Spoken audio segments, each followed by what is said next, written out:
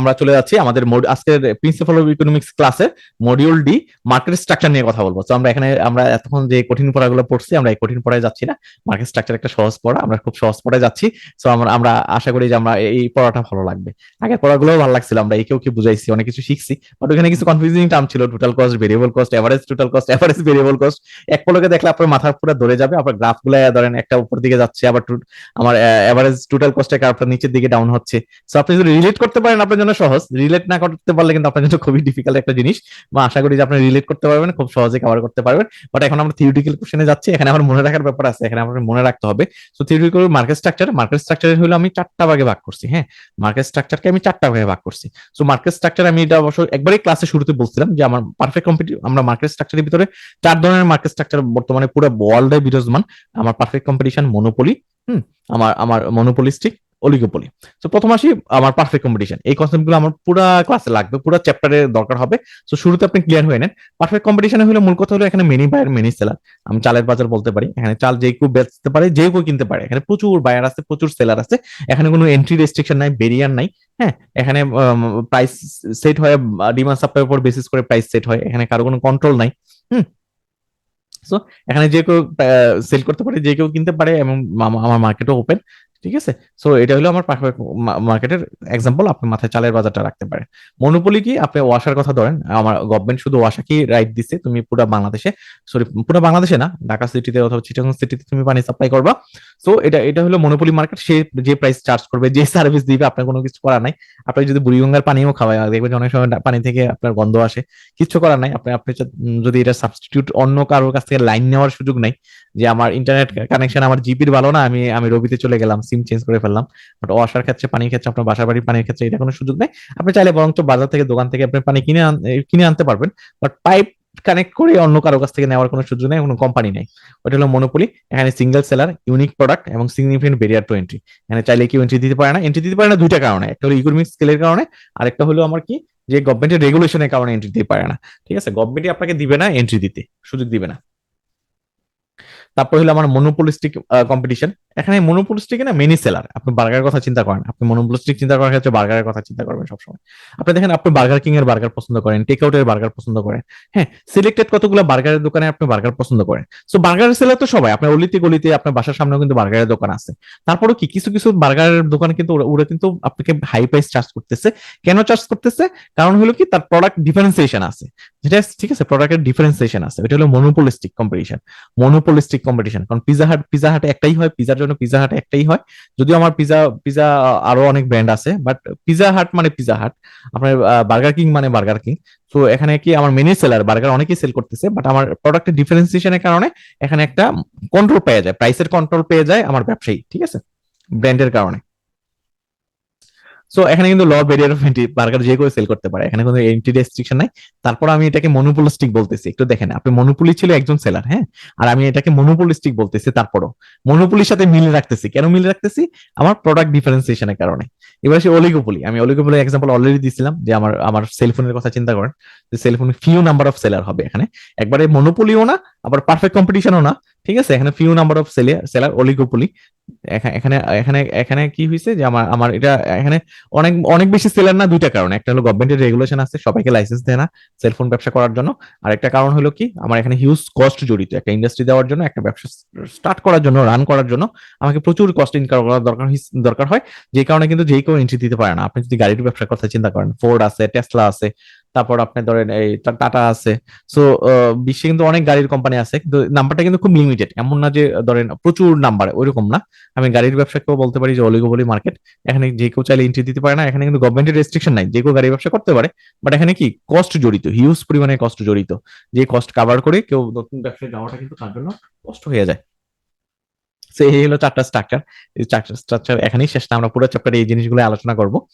So এখানে আসি আমরা, যে the condition for profit maximisation by firm is হয় মার্জিনাল কস্ট, মার্জিনাল রেভিনিউ যেখানে আমার ক্রস করে, ওইটাই আমার প্রফিট ম্যাক্সিমাইজেশন পয়েন্ট। এই পয়েন্টের উপরে গেলে আমার কি হয়, যে না, প্রফিট ম্যাক্সিমাইজ হয় না। এই মার্জিনাল কস্ট, মার্জিনাল রেভিনিউ কোথায় ক্রস করে, এটা কিন্তু আমরা অলরেডি দেখে আসছি।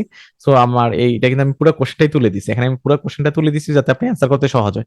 তো এই কোশ্চেন যখন আসবে, তখন আপনি একটা মার্জিনাল রেভিনিউ কার্ভ আঁকবেন। ঠিক আছে। সো আপনি মার্জিনাল কস্টের কার্ভ আঁকবেন। ঠিক আছে। So marginal cost marginal revenue যেখানে ইন্টারসেক্ট করছে, দুইটা পয়েন্ট ইন্টারসেক্ট করছে, এখানে ইন্টারসেক্ট করছে, এখানে ইন্টারসেক্ট করছে, সেই দুইটা পয়েন্ট হলো অপটিমাম পয়েন্ট, এখানে আমার প্রফিট ম্যাক্সিমাইজ হয়। সো আমি তারপর আমি এই পয়েন্টে না গিয়ে এই পয়েন্টে কেন যাব, কারণ আমি এই পয়েন্টে বেশি কোয়ান্টিটি সেল করতে পারতেছি, বেশি কোয়ান্টিটি সেল করার কারণে আমার প্রফিট ম্যাক্সিমাইজেশনটা বেশি হচ্ছে আর কি। সো এটা হলো মূল কথা আর কি এখানে।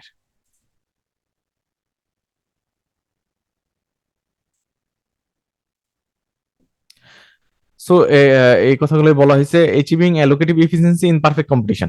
আমার পারফেক্ট কম্পিটিশনের অ্যালোকেটিভ এফিসিয়েন্সি মানে কি, যে আমার পারফেক্ট কম্পিটিশনে অ্যালোকেটিভ এফিসিয়েন্সি মানে কি, আমি একটু আরেকটু রেগুলেটরি ভিউ পয়েন্ট থেকে বলি। অ্যালোকেটিভ এফিসিয়েন্সির মূল কথা হলো যে আমার রিসোর্স গুলা, একটা কান্ট্রির রিসোর্স গুলা, আমি একটা কান্ট্রির রিসোর্স গুলা কোন কোন প্রোডাক্ট প্রডিউস করতে বেশি মানে ইউজ হবে, এটা কিন্তু অনেক সময় রেগুলেটর বলে দেয়। হ্যাঁ, গভর্নমেন্ট বলে দেয়। এটা কেন বলে দেয়, আমার আমার ম্যাক্সিমাম সোশ্যাল বেনিফিট স্যাটিসফ্যাকশনের জন্য। যে আমার অ্যালোকেটিভ এফিসিয়েন্সি কেন আনা হয়, অ্যালোকেটিভ বা অ্যালোকেশন কেন বাইন্ডিং দেওয়া হয়, কেন বলা হয় যে তুমি কি করতে পারবে না, গুচ্ছগ্রাম হবে, তুমি চাষে চাষে তোমার তোমার রিসোর্স গুলা কেন ধরেন, আমি যদি ব্যাংকের কথা চিন্তা করি, ব্যাংকে কিন্তু বলা হয়েছে তোমার লোন পোর্টফোলিও 5% আমার কৃষি ক্ষেত্রে থাকা লাগবে। এই যে অ্যালোকেশন করতেছে রিসোর্সটা, আমার ব্যাংকের লোন গুলাকে আমি কোনো একটা স্পেসিফিক সেক্টরে আমি বেশি দিতে বলতেছি, আবার রেট কমাই দিচ্ছি, এটা কেন করতেছি, আমার অ্যালোকেটিভ এফিসিয়েন্সির জন্য। যে একটা দেশের কান্ট্রি, আমরা তো ইকোনমিক্সে কি পড়ে আসছিলাম ফার্স্ট ক্লাসে, আমার রিসোর্স রিসোর্স দিয়ে আমার আনলিমিটেড চাহিদা পূরণ করার দরকার হচ্ছে। তো এই লিমিটেড রিসোর্স দিয়ে আনলিমিটেড চাহিদা পূরণ করার জন্য আমার কিন্তু অ্যালোকেটিভ এফিসিয়েন্সি হওয়া লাগতেছে। সব রিসোর্স যদি আমি বাংলাদেশে যদি ধরেন সব রিসোর্স যদি লাক্সারি প্রোডাক্টের ক্ষেত্রে ইউজ হয়, তখন কিন্তু মানুষ না খেয়ে থাকবে। সো এই যে মানুষের সোশ্যাল বেনিফিট দেখা, মানুষের নেসেসারি গুড গুলার প্রায়োরিটি দেখা, সো এটা এনশিওর করে হলো অ্যালোকেটিভ এফিসিয়েন্সি। ঠিক আছে, যে অ্যালোকেটিভ এফিসিয়েন্সি অকার্স হয় এন্ড রিসোর্স আর distributed to the maximum social satisfaction. যে কোন জিনিসে বেশি আমার রিসোর্স ইউজ হলে সোশ্যাল বেনিফিট হবে, সোসাইটি বেটার হবে, ওইটা কিন্তু কনসিডার করা হয় অ্যালোকেটিভ এফিসিয়েন্সির মাধ্যমে। ঠিক আছে। সো মার্কেট ডাইনামিক্সটা কি, ইকুইলিব্রিয়াম প্রাইস এবং কোয়ান্টিটি আর সেটস হোয়ার সাপ্লাই ইকুয়াল ডিমান্ড। যে আমরা এটা জানি যে আমার মার্কেটের ইকুইলিব্রিয়াম কোনটা, ওই পয়েন্টে হইলো মার্কেটের ইকুইলিব্রিয়াম, যে পয়েন্ট আমার ডিমান্ড সাপ্লাই ক্রস করে। সো আমার to high price to low price. So adjustment mechanism কি, আমার attract more firm and increasing supply. So আমি আমার যদি কোনো কারণে যদি কোনো প্রোডাক্টের প্রাইস বেশি হয়, কোনো কারণে যদি কোনো প্রোডাক্টের প্রাইস বেশি হয়, তখন সবাই ওই ব্যবসায় চাপায় পড়ে। তো সবাই যেহেতু চাপায় পড়ে, সাপ্লাই বেড়ে যায়, সাপ্লাই বাড়লে কি হয়, এটা প্রাইস কমে যায়। তো টু লো প্রাইস, যদি কোনো প্রোডাক্টের প্রাইস কম হয়, হ্যাঁ কোনো প্রোডাক্টের প্রাইস কম হয়, অনেক ব্যবসায়ী এখান থেকে বের হয়ে যায়। বের হলে কি হয়, আমার আবার ওইটা প্রাইসটা বেড়ে যায়। সো এটা এটা হলো আমার অ্যাডজাস্টমেন্ট মেকানিজম আর কি। এই মেকানিজমের মাধ্যমে আসলে ব্রেক ইভেন পয়েন্ট বিলং করে। সো ব্রেক ইভেন পয়েন্টের ক্ষেত্রে যদি আমি একটু গ্রাফিকে আপনাকে যদি বলে যে ব্রেক ইভেন পয়েন্ট কেন ব্রেক ইভেন পয়েন্টে বিলং করে, আপনি গ্রাফিকেও আপনাকে বুঝাইতে পারেন। হ্যাঁ, সো আমি একটা গ্রাফেই আঁকি। এই কোশ্চেনটা কিন্তু আগের বার আপনার করছিলেন, আমি আনসারটা দেই নাই, আমি বলছিলাম যে আমার স্লাইডে আছে, কিন্তু পরে আমি কি কারণে যেন স্কিপ করে গেছি। সো আমি আমি কি আঁকলাম, আমি ডিমান্ড শিডিউল থেকে একটা, আমি সাপ্লাই শিডিউল থেকে, সরি, আমি সাপ্লাই সাপ্লাই শিডিউল থেকে একটা সাপ্লাই কার্ভ আঁকলাম। হ্যাঁ, সাপ্লাই কার্ভ আঁকলাম, আমি ডিমান্ড থেকে ডিমান্ড ডিমান্ড ডিমান্ড কার্ভ আঁকলাম। সো এটা হলো আমার ব্রেক ইভেন পয়েন্ট। হ্যাঁ, এটা আমার ব্রেক ইভেন পয়েন্ট। এটা আমার এই কোয়ান্টিটি, এই পাশে হলো কোয়ান্টিটি। ঠিক আছে, সো কোয়ান্টিটি ওয়ান, এই পাশে হলো price. So P1, so P1 প্রাইসে আমি এই ইকুইলিব্রিয়াম পয়েন্টে এই এই পরিমাণ আমি সেল করতে রাজি আছি। ঠিক আছে, সো আমার এখানে কেন বিলং করবে না, এই এখানে কেন বিলং করবে না, এখানে যদি প্রাইস যদি P2 চার্জ করি আমি, P2 চার্জ করলে কি আমার ডিমান্ড চলে যাচ্ছে, কমে যাচ্ছে, আমার ডিমান্ড এই পয়েন্টে বিলং করতেছে। বাট আমার যারা সেলার, ওদের তো বেশি লাভ হচ্ছে, সো এই প্রাইসে সেল করতে যাচ্ছে। সো এই পয়েন্টে আমার ডিমান্ড করতেছে, এই পয়েন্টে সেলাররা রাজি আছে, সো এই পরিমাণ কিন্তু আমার গ্যাপ থেকে যাবে। ঠিক আছে, এই পরিমাণ কিন্তু গ্যাপ থেকে যাবে। আমি আমি সাপ্লাই করতে যাচ্ছি এই পরিমাণ, ডিমান্ড করতেছে এই পরিমাণ, সো আমি কিন্তু বেশি ইয়া করবো না। হ্যাঁ, সো আমি তখন কি করবে, ওই যারা আমার যারা প্রাইসটা কমাইতে যাবে, যারা সেলার সাপ্লায়ার যারা, সে প্রাইস কমাই দিবে। কারণ তার সে তো চাচ্ছে এই পরিমাণ সেল করতে, যেহেতু সেল হচ্ছে না, সে প্রাইস কমাবে। প্রাইস কমাইতে কমাইতে কমাইতে কমাইতে এই পয়েন্টে আনবে, এই পয়েন্টে আনলে কি আমার ডিমান্ড সাপ্লাই ক্রস করবে। সো এই পয়েন্টে ইকুইলিব্রিয়াম পয়েন্ট। কোনো কারণে যদি এই পয়েন্টে বিলং করে, হ্যাঁ, প্রাইস যদি কম থাকে, P0 তে যদি থাকে, হ্যাঁ, সো P0 তে যদি প্রাইস থাকে, সো তখন আমার কি করতেছে, আমার আমার যে আমার সাপ্লাইরা এই পরিমাণ সাপ্লাই করতে রাজি আছে, এই পরিমাণ সাপ্লাই করতে রাজি আছে, বা ডিমান্ড ডিমান্ড করতেছে এই পরিমাণ, ডিমান্ড করতেছে এই পরিমাণ। তো তখন আমি কি করব, আমি যেহেতু সাপ্লাই, আমি আমার আমার ডিমান্ড যেহেতু বেশি, তো আমি কি করবো, আস্তে আস্তে প্রাইস বাড়াই দিব। হ্যাঁ, আমার যেহেতু ডিমান্ড বেশি আছে, তো আমি প্রাইস বাড়াই দিব, এই পয়েন্ট আসা পর্যন্ত আমি ইয়ে করবো। সো মার্কেট কিন্তু সবসময় ইকুইলিব্রিয়াম পয়েন্টে বিলং করে। এটা যে মার্কেটই হোক না কেন, হ্যাঁ, যে মার্কেটই হোক না কেন, সবসময় ইকুইলিব্রিয়াম পয়েন্টে বিলং করে। ইকুইলিব্রিয়াম পয়েন্টের বাইরে আসলে যায় না বললেই চলে। সো এই ছিল আমার মার্কেট অ্যাডজাস্টমেন্ট মেকানিজম ইকুইলিব্রিয়াম পয়েন্টে, ঠিক আছে।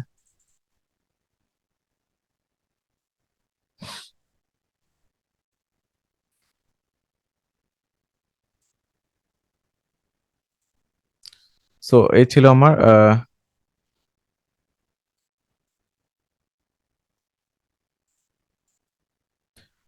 সো এই ছিল আমার তারপর আমি যদি পরবর্তীতে যাই, আমার পরবর্তীতে যদি আমি যাই যে why average revenue is lower in perfect competition. আমার এভারেজ, আমি পরবর্তী স্লাইড হলো why average revenue is lowest in perfect competition. আমার পারফেক্ট কম্পিটিশন মার্কেটে এভারেজ রেভিনিউ সবচেয়ে কম থাকে কেন? তো আমরা এটা থিওরিটিক্যালি দেখবো, তারপর গ্রাফিক্যালি আলোচনা করবো, ঠিক আছে। আমরা এটা থিওরিটিক্যালি দেখবো, তারপর গ্রাফিক্যালি আলোচনা করবো। আমি একটু পজ দিচ্ছি, আপনাদের একটু চিন্তা করার সুযোগ দিচ্ছি। আপনি একটু চিন্তা করেন তো আমি কি বলতেছি, যে হয় average revenue is lowest in perfect competition. আমার পারফেক্ট কম্পিটিটিভ মার্কেটে অ্যাভারেজ রেভিনিউটা হলো অনেক লোয়েস্ট থাকে। তো মার্কেট স্ট্রাকচারে perfect competition involve many seller এবং মেনি বায়ার, আমরা সবাই জানি। এবং আমার ডিমান্ড কার্ভ কি হয়, যে firm face horizontal demand curve, price power. আমরা আচ্ছা গ্রাফে চলে যাই সরাসরি, হ্যাঁ আমরা গ্রাফে চলে যাই।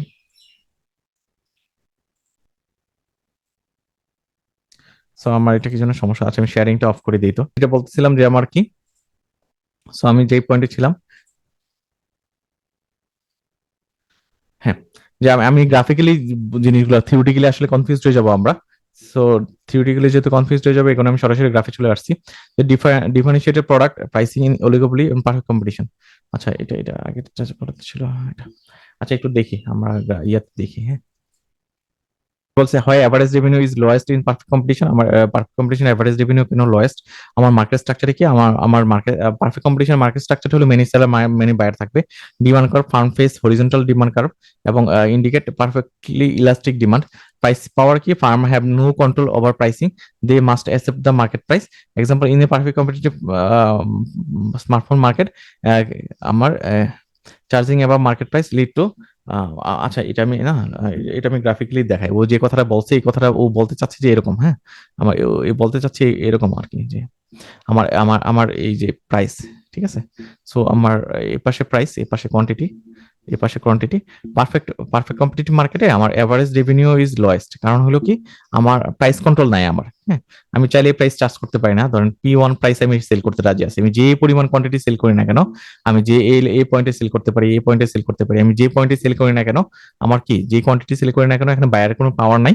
সে যে কোনো পয়েন্টে মার্কেট প্রাইসে সেল করতে পারে।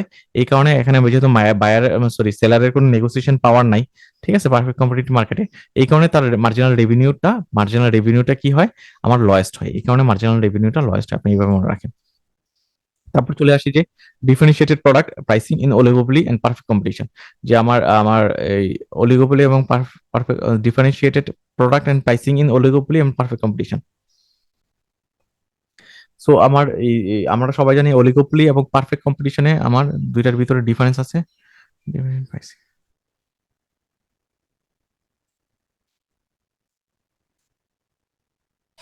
ক্লাসে ফিরে আসলাম, আমরা মনে হয় এই 5টা 5 বাজে, আমরা আরেকটু কন্টিনিউ করব, আমরা ক্লাসটা শেষ করে দিব। সো যেখানে আমরা ছিলাম, আমার ডিভাইসটাও কাজ করতেছে না, এই কারণে আমার একটু সমস্যা হচ্ছে আসলে, সত্যি কথা। সো আমি বুঝতেছি না ক্লাসটা এখানে অফ করবো কিনা, আমি আবার, আমার মনে হয় এখানে আমি ক্লাসটা অফ করে দিচ্ছি, আমার কয়েকটা স্লাইড বাকি আছে। সো আমরা এই পড়াগুলো আমরা পরবর্তী ক্লাসে আমরা আলোচনা করতে পারি, যে বেশি স্লাইড নাই, আমরা 6-7টা স্লাইড আছে। সো আজকে মনে হয় কন্টিনিউ করা ঠিক হবে না, আমাদের পরবর্তী স্লাইড গুলো খুব বেশি না। সো আমরা পরবর্তী স্লাইডে এই জিনিসগুলো কভার করবো, ঠিক আছে। সো পরবর্তী ক্লাসে, আগামী ক্লাস যে ক্লাসটা হবে, ওই ক্লাসে আমরা বাকি জিনিসগুলো কভার করবো। সো আমরা ছিলাম এই পয়েন্টে ছিলাম আমরা। সো আমরা এই পয়েন্টে ছিলাম, এই পয়েন্টে আমরা পরবর্তী ক্লাসে আলোচনা করব। ক্লাসটা শুরু করতে যাচ্ছি আমাদের প্রিন্সিপাল অফ ইকোনমিক্স এর মডিউল ডি, মার্কেট স্ট্রাকচার। আমরা এই চ্যাপ্টারে মার্কেট স্ট্রাকচার নিয়ে ডিটেল আলোচনা করব। আমরা সবাই জানি মার্কেট স্ট্রাকচার কি হতে পারে, মনোপলি হতে পারে, অলিগোপলি হতে পারে, মনোপলিস্টিক হতে পারে, পারফেক্ট কম্পিটিটিভ মার্কেট হতে পারে। সো মার্কেট কিন্তু মানে আমরা এখানে মার্কেট স্ট্রাকচার নিয়ে কথা বলবো। সো আমরা অলরেডি, আমি মার্কেট স্ট্রাকচারের টাইপগুলো পড়ে ফেলছি, যে আমার পারফেক্ট কম্পিটিশন হতে পারে, মনোপলি হতে পারে, আমার হতে পারে মনোপলিস্টিক কম্পিটিশন হতে পারে, অলিগোপলি হতে পারে। সো ইনিশিয়ালি নামগুলো দেখে আসলে বোঝা যাচ্ছে না কোনটা কোন মার্কেটের কথা বলতেছি, বাট আমরা একটু পরে ক্লিয়ার হয়ে যাব।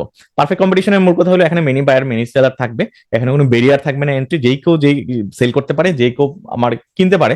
আমি যদি রাইস মার্কেটের কথা চিন্তা করি, বাজারে চাল কিন্তু যে কেউ ইচ্ছা সে চাল বিক্রি করতে পারে, এবং এখানে বায়ারের সংখ্যাটা প্রচুর। আমার বাংলাদেশে যদি 17 কোটি মানুষ হয়, আমরা 17 কোটি মানুষই কিন্তু চাল কনজিউম করে থাকি, ঠিক আছে। এটা হলো পারফেক্ট কম্পিটিশন মার্কেটের একটা এক্সাম্পল। তারপর মনোপলি মার্কেট। মনোপলি মার্কেট আমরা নাম থেকে বুঝতে পারতেছি যে মনোপলি মানে একজন প্লেয়ার থাকবে, এখানে সেলার থাকবে একজন, বায়ার থাকবে অনেকে, বাট সেলার থাকবে একজন। নর্মালি আসলে মনোপলি মার্কেট এর এক্সাম্পল হতে পারে ওয়াসা, বা আপনারা সবাই জানেন ঢাকা চিটাগং ওয়াসা আমার পানি সাপ্লাইটা দিচ্ছে। সো ওয়াসার বাইরে অন্য কেউ সার্ভিসটা দিচ্ছে না, এটা গভর্নমেন্ট রেগুলেটেড একটা বডি। সো এটা সে যেভাবে সার্ভিস দিবে ওইটাই আমাকে নেওয়া লাগবে। সো এটা হলো মনোপলি মার্কেটের এক্সাম্পল। এখানে ও নেগোসিয়েশন পাওয়ারটা বেশি। হ্যাঁ, মনোপলি হলে একজন যেহেতু সাপ্লায়ার, সো তার প্রাইস নেগোসিয়েশন পাওয়ার, মার্কেট মেকানিজম, মার্কেট মনিটরিং পাওয়ার তার বেশি থাকে নর্মালি। এবার আসে মনোপলিস্টিক মার্কেট।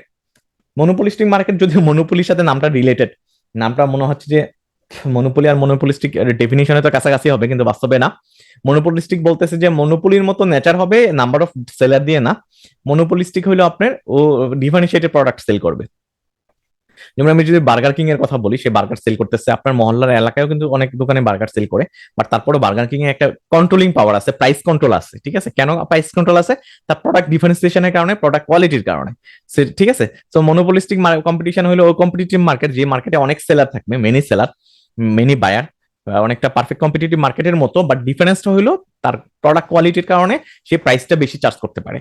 হ্যাঁ, ব্র্যান্ডিং এর কারণে সে বেশি প্রাইস চার্জ করতে পারে, আপনি এভাবে মনে রাখেন, ঠিক আছে। তারপর আমার অলিগোপলি মার্কেট। অলিগোপলি মার্কেট হলো আমার ফিউ লার্জ সেলার হবে। হ্যাঁ, এটা এখানে হলো অলিগোপলিতে আমার অনেক বাইরে অনেক সেলার না, এখানে আমার ফিউ লার্জ সেলার হয়, বাইরে অনেক থাকতে পারে, বাট সেলারের সংখ্যাটা লিমিটেড আর কি। আমরা অলিগোপলি মার্কেটের একটা ভালো এক্সাম্পল হতে পারে বাংলাদেশের টেলিকম কোম্পানি। টেলিকম কোম্পানি আমাদের 4টা আছে, তো 4টাই কিন্তু আপনার সব পুরো বাংলাদেশকে কভার করতেছে। এখানে চাইলে কেউ এন্ট্রি দিতে পারে না। এন্ট্রি দিতে পারে না দুইটা কারণে, একটা রেগুলেটরি রিকোয়ারমেন্টের দরকার আছে, পারমিশনের দরকার আছে, আরেকটা পয়েন্ট হলো আমার এন্ট্রি দেওয়ার জন্য হিউজ ক্যাপিটালের দরকার হয়। তো যে কেউ এখানে এন্ট্রি দিতে পারে না। তো এটা অটোমোবাইল ইন্ডাস্ট্রি হতে পারে, গাড়ি সবাই প্রডিউস করতে পারে না, এটা এরোপ্লেন হতে পারে। আমার বোয়িং কিন্তু এরোপ্লেন বানাচ্ছে, তারপর আমার পুরো বিশ্বে হয়তো 2টা কোম্পানি এরোপ্লেন বানাচ্ছে, এখন অবশ্য অনেকগুলো কোম্পানি আসতেছে। তো ওই মার্কেট হতে পারে যেগুলো বড় কোম্পানি, যেখানে হিউজ পরিমাণ ইনভেস্টমেন্ট দরকার হয়, লাইসেন্সের দরকার হয়। এটা সবাই আসলে এটা করতে পারে না, ওইখানে এটা অলিগোপলি মার্কেট। তো এই ছিল 4টা মার্কেট স্ট্রাকচার, এগুলো আমরা ডিটেলে আলোচনা করবো। আমরা একটা ডিফারেন্ট কোশ্চেনে চলে আসতেছি, যে that condition for profit maximisation for farm, আমার ফার্মের প্রফিট ম্যাক্সিমাইজেশন কোন পয়েন্টে হয় কম্পিটিটিভ মার্কেটে, ঠিক আছে। আমার প্রফিট ম্যাক্সিমাইজেশন কোন পয়েন্টে হয়, এটা হলো কোশ্চেনটা। আমি কিন্তু এখানে পুরো কোশ্চেনটাই তুলে দিছি, যে আমার কখন মার্জিনাল কস্ট এবং মার্জিনাল রেভিনিউ যেখানে ইন্টারসেক্ট করবে ওইখানে আমার কি হবে, যে প্রফিট ম্যাক্সিমাইজ হবে, এটা এক্সপ্লেন করতে বলা হয়েছে। সে কিন্তু কোশ্চেনে আপনার অ্যান্সারটা দিয়ে দিছে, যে আমার মার্জিনাল কস্ট মার্জিনাল রেভিনিউ যেখানে ইন্টারসেক্ট করবে ওইটা হলো আমার প্রফিট ম্যাক্সিমাইজেশন পয়েন্ট। আমার এটা আপনি এক্সপ্লেন করেন। তো এক্সপ্লেন করবো কিভাবে, আপনি একটা গ্রাফ আঁকবেন শুরুতে, গ্রাফে বলবেন যে আমার প্রফিট ম্যাক্সিমাইজেশন পয়েন্ট কোনটা। সো আমার গ্রাফে দেখতেছি আমার এটা একটা পারফেক্ট কম্পিটিটিভ মার্কেট, এখানে আমার আমার মার্জিনাল রেভিনিউ হলো ফ্ল্যাট। হ্যাঁ, সো আমার মার্জিনাল রেভিনিউ এবং মার্জিনাল কস্ট আমার দুই জায়গায় ইন্টারসেক্ট করছে, এই পয়েন্টে ইন্টারসেক্ট করছে এবং এই পয়েন্টে ইন্টারসেক্ট করছে। সো আমি এই পয়েন্টে প্রডিউস করতে পারি, এই পয়েন্টে প্রডিউস করতে পারি। তো এই পয়েন্টে প্রডিউস করলে আমার সব প্রবলেমটা কি, এটা আমার অপটিমাম পয়েন্ট না কেন, আমার অপটিমাম পয়েন্ট না কেন, কারণ হলো আমি এই পয়েন্টে প্রডিউস করলে কিউ1 কোয়ান্টিটি সেল করতেছি। সো কিউ1 কোয়ান্টিটি সেল করা বেটার নাকি আমার কিউ2 কোয়ান্টিটি সেল করা? সো এই পয়েন্টটা বেটার, এই পয়েন্টটা বেটার। এই পয়েন্টটা বেটার কেন, আমি কিউ1 সেল করলে 10টা পণ্য সেল করলে 2 টাকা করে 20 টাকা লাভ হইতো, বাট আমি যদি 20টা পণ্য সেল করি আমার 2 টাকা করে কিন্তু 40 টাকা লাভ হচ্ছে। সো যে প্রডিউসার, যে সেলার, সে কিন্তু চাপে বেশি লাভ করতে, এই কারণে সে এই পয়েন্টে কখনোই বিলং করবে না, সে এই পয়েন্টে চলে আসবে, এই পয়েন্টে চলে আসবে। এবার আসি পরবর্তী কোশ্চেনে, এই পয়েন্টটা কেন অপটিমাম পয়েন্ট, এই পয়েন্ট কেন না, এই পয়েন্ট কেন না, এই পয়েন্ট কেন না? হুম, সো আমার এই পয়েন্ট কেন অপটিমাম না, আপনি একটু দেখেন।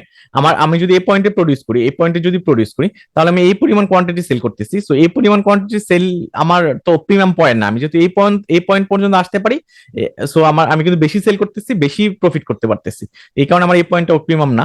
আর এই পয়েন্ট কেন অপটিমাম না, না আমি এটা বোঝাচ্ছি আপনাকে। আপনি মার্জিনাল রেভিনিউ মানে কি, মার্জিনাল রেভিনিউ মানে হলো সেলস, তাই না? কোনো একটা প্রোডাক্ট যদি আপনি 10 টাকা করে সেল করেন, আপনি কোনো একটা প্রোডাক্ট 10 টাকা করে সেল করতেছেন, আপনার এটা হলো মার্জিনাল রেভিনিউ 10 টাকা। আর ওই প্রোডাক্টের মার্জিনাল কস্ট মানে ওইটা প্রডিউস করতে গিয়ে যদি আমার এই পয়েন্টে কি, এই পয়েন্টে যদি হবে 15, ঠিক আছে। সো আপনি যদি 15 টাকা খরচ হয়, সো আপনি একটা প্রোডাক্ট সেল করবেন 10 টাকায়, 15 টাকায় যদি মানে কস্ট হয়, আপনি তো এটা লসে যাচ্ছেন, তাই না?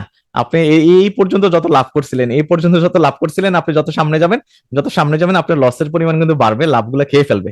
তো এই কারণে আমি এই পয়েন্টে প্রডিউস করি না। আমার অপটিমাম পয়েন্ট হলো এখানে, এই পয়েন্ট হলো marginal cost marginal revenue intersect করছে, এটাই আমার অপটিমাম পয়েন্ট। এই পয়েন্ট করলে আমি লাভবান হই, এর উপরে চলে গেলে আমার আসলে লস হয় আর কি, ঠিক আছে। উপরে চলে গেলে আমার লস হয়, এই কারণে আমি ওই পয়েন্টে প্রডিউস করি না। সো এই আপনি এই প্রশ্ন আসলে গ্রাফ এঁকে পারবেন। আমার সেকেন্ড, তারপরে চলে যাচ্ছে আমরা achieving allocative efficiency in perfect competition. আমার অ্যালোকেটিভ ইফিসিয়েন্সির মূল কথা কি, আমরা প্রথমে আসি পারফেক্ট কম্পিটিশন। পারফেক্ট কম্পিটিশনে বলতেছি যে মেনি সেলার থাকবে, মেনি বায়ার থাকবে, হ্যাঁ। So many seller many buyer যদি থাকে, এখানে কিন্তু ফ্রিডম, ওপেন মার্কেট, যে কেউ প্রডিউস করতে পারে। সো যে কেউ প্রডিউস করতে পারে, যে কোনো কিছু প্রডিউস করতে পারে, এখন মার্কেটের ডিমান্ড দেখে হয়তো প্রডিউস করে। তারপর কিন্তু এখানে কিন্তু আমার আমার অ্যালোকেটিভ ইফিসিয়েন্সির একটা ব্যাপার আছে, হ্যাঁ। ধরেন আপনার গভর্নমেন্টকে এনশিওর করার দরকার হয় যে আমার নেসেসারি গুড, আমার আমার হইলো নেসেসারি গুড কোন, অন্ন, বস্ত্র, বাসস্থান, শিক্ষা, চিকিৎসা, এই পাঁচটা নেসেসারি গুড জনগণকে এনশিওর করা কিন্তু গভর্নমেন্টের দায়িত্ব। যার কারণে কিন্তু গভর্নমেন্ট কি করে, এটা মনিটর করে থাকে, মার্কেট মনিটর করে থাকে। আমরা সবাই এটা আমার সাথে পরিচিত, মার্কেট মনিটর করা। তো মার্কেট মনিটর কেন করে? মার্কেট মনিটর করে যেন আমার কি করার জন্য, আমার বেসিক নিড গুলো যেন মানুষের ফুলফিল হয়। এই মার্কেট মনিটর করতে গিয়ে আমার তো বেসিক নিড এবং লাক্সারি নিডও আছে। তো একটা ইকোনমিতে আমরা শিখছি যে ইকোনমিতে রিসোর্স হলো লিমিটেড।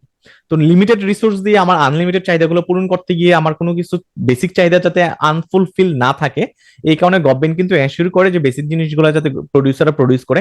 এই কারণে হয়তো ট্যাক্স ইনসেন্টিভ দেয়, সে ট্যাক্স রিবেট দেয়, অথবা সে বাধ্য করে আইনের মাধ্যমে তুমি এটা প্রডিউসই করা লাগবে। যেমন ব্যাংকগুলোকে বাধ্য করে তুমি 5% এগ্রিতে লোন দেওয়া লাগবে। তো বাধ্য করা মানে কি, এখানে কিন্তু এগ্রি প্রোডাকশন বাড়ানোর জন্য সে ট্রাই করতেছে। সো এই জিনিসটা কিন্তু সে এনশিওর করে থাকে। আর এই এনশিওর করাটা হলো অ্যালোকেটিভ ইফিসিয়েন্সি এনশিওর করা, ঠিক আছে, অ্যালোকেটিভ ইফিসিয়েন্সি এনশিওর করা। সো এখন আসি মার্কেট ডাইনামিক্স। মার্কেট ডাইনামিক্স এর মূল কথা হলো আমার আমার মার্কেটে কিন্তু এই যে মার্কেটে আমার মার্কেট কিন্তু ডিমান্ড সাপ্লাই উপর বেসিস করে প্রোডাকশন প্রডিউস হয়, প্রাইস সেট হয়, ঠিক আছে। তো ডিমান্ড সাপ্লাইটা আবার ব্রেক ইভেনে কেন আসে, এই কোশ্চেনটা আসতে পারে যে ডিমান্ড সাপ্লাই ব্রেক ইভেন পয়েন্টে কিভাবে আসে। আমার ডিমান্ড সাপ্লাই আমার ব্রেক ইভেনে কেন সবসময় থাকে, আমি যদি একটা ডিমান্ড সাপ্লাই কার্ভ আঁকি, হ্যাঁ, একটা ডিমান্ড সাপ্লাই কার্ভ আঁকলাম, এটা হলো আমার সাপ্লাই কার্ভ, এটা হলো আমার সাপ্লাই কার্ভ, এটা হলো আমার ডিমান্ড কার্ভ। সো এটা হলো আমার ডিমান্ড কার্ভ। তো এখন কোশ্চেনটা হলো যে অ্যাডজাস্টেড মেকানিজম, আমার যদি টু হাই হয় প্রাইস, যদি প্রাইসটা যদি অনেক বেশি থাকে, ঠিক আছে, এই যে ব্রেক ইভেন প্রাইস, আমরা একটা আঁকাউকি করে শিখি। সো আমার এটা হলো ব্রেক ইভেন প্রাইস, এটা হলো ব্রেক ইভেন প্রাইস, এটা হলো ব্রেক ইভেন কোয়ান্টিটি। হুম। সো এই প্রাইসে এটা হলো ব্রেক ইভেন পয়েন্ট। সো এই প্রাইসের যদি বেশি থাকে, এই প্রাইস এখানে যদি বিলং করে P1 যদি হয়, হ্যাঁ, P1 যদি হয়, আমার কি হচ্ছে, এখানে যেটা বলতেছে attract more firm, increase supply, reducing price. আমার এই পয়েন্টে যদি প্রাইসটা বিলং করে, অনেকে সেল করতে মার্কেটে আসবে সেল করার জন্য। সো আমার ব্যবসায়ী বেড়ে যাবে, সাপ্লাই বেড়ে যাবে, সাপ্লাই বেড়ে গেলে আমার আমার কি হবে, আস্তে আস্তে এটা নিচের দিকে ডাউন হবে, আমি ব্রেক ইভেনে চলে আসবো, ঠিক আছে। সো টু ল প্রাইস, আমার যদি প্রাইসটা যদি এই পয়েন্টে থাকে, এই পয়েন্টে থাকলে কি হবে, এখানে বলতেছে এই পয়েন্টে থাকলে আমার কি দাঁড়াচ্ছে, দেখেন আপনার সাপ্লাই কার্ভ এখানে বিলং করতেছে। সো এই পয়েন্টে থাকলে কিন্তু আমার ডিমান্ড এখানে বিলং করতেছে। সো আমি কিন্তু বেশি মানে অনেকের লস হচ্ছে আর কি, অনেক সাপ্লায়ার লস হচ্ছে যে কজ দ্য ফার্ম এক্সিট। অনেক ব্যবসায়ী এই প্রাইসে সে ব্যবসা করতে চাবে না, এই প্রাইসে আমি পি জুড়িয়ে ধরি লসে কেউ ব্যবসা করতে চাবে না, অনেক ব্যবসা থেকে চলে যাবে, চলে গেলে কি হবে, সাপ্লাই কমে যাবে, সাপ্লাই কমে গেলে প্রাইসটা আবার এই পয়েন্টে চলে আসবে। সো এটা হলো আমার এটাই বলতেছে আমার মার্কেট ডাইনামিক্স এর মাধ্যমে, ডিমান্ড সাপ্লাই এর মাধ্যমে, ডিমান্ড সাপ্লাই সবসময় ইন্টারসেক্ট করে ইকুইলিব্রিয়ামের পয়েন্টে থাকে, উপরেও থাকে না নিচেও থাকে না, এই পড়াটা হলো এখানে আমরা আলোচনা করলাম। তো আমরা এখন চলে যাচ্ছি আমাদের পরবর্তী পড়ায়। আমার কেন পারফেক্ট কম্পিটিটিভ মার্কেটে আমার রেভিনিউ কেন লয়েস্ট হয়, এটা আমরা থিওরিক্যাল আলোচনা করবো, গ্রাফ দিয়ে বুঝাবো না। আমরা পারফেক্ট কম্পিটিটিভ মার্কেটে আমরা সবাই জানি মেনি সেলার মেনি বায়ার থাকে, এখানে হলো সেলারদের কোনো নেগোসিয়েশন থাকে না, প্রাইস নেগোসিয়েশন থাকে না, ঠিক আছে। যদি প্রাইস সে বেশি চার্জ করে, কাস্টমার অন্য অন্য কারো কাছে চলে যায়। সো এটা মার্কেট স্ট্রাকচারের কারণে, মেনি সেলার মেনি বায়ারের কারণে আসলে ওরা বেশি রেভিনিউ জেনারেট করতে পারে না। ডিমান্ড কার্ভ, আমার ডিমান্ড কার্ভটা কিন্তু পারফেক্ট কম্পিটিশনে, এটা অবশ্য আমরা একেও বুঝাইতে পারেন। আমার পারফেক্ট কম্পিটিশনের ডিমান্ড কার্ভটা কিন্তু এরকম হয়, যেহেতু সে প্রাইস টেকার, আপনি বলি এই যে এরকম হয়, হ্যাঁ। আমার ডিমান্ড হলো এরকম, ডিমান্ড কার্ভটা হলো এরকম ফ্ল্যাট থাকে আর কি, ফ্ল্যাট থাকে। সো আমি এটা এই প্রাইসে যে কোনো পয়েন্টে আমি সেল করতে পারি, আমি হয়তো এই কোয়ান্টিটি সেল করলাম, এই কোয়ান্টিটি সেল করলাম, আমি যে কোনো কোয়ান্টিটির চাল সেল করতে পারি মার্কেটে, ঠিক আছে। আমি হলাম প্রাইস টেকার। সো প্রাইস, আমার ডিমান্ড কার্ভ যেহেতু হরিজন্টাল হয়, সো আমার যেহেতু প্রাইস ইফিসিয়েন্সি থাকে না, সো এই কারণে আমার প্রাইস যেহেতু আমি মার্কেট থেকে নিতেছি, সো এই কারণে আমার রেভিনিউটা লয়েস্ট হয়, কারণ আমার এখানে প্রাইস এক্সট্রা চার্জ করার কোনো সুযোগ নেই।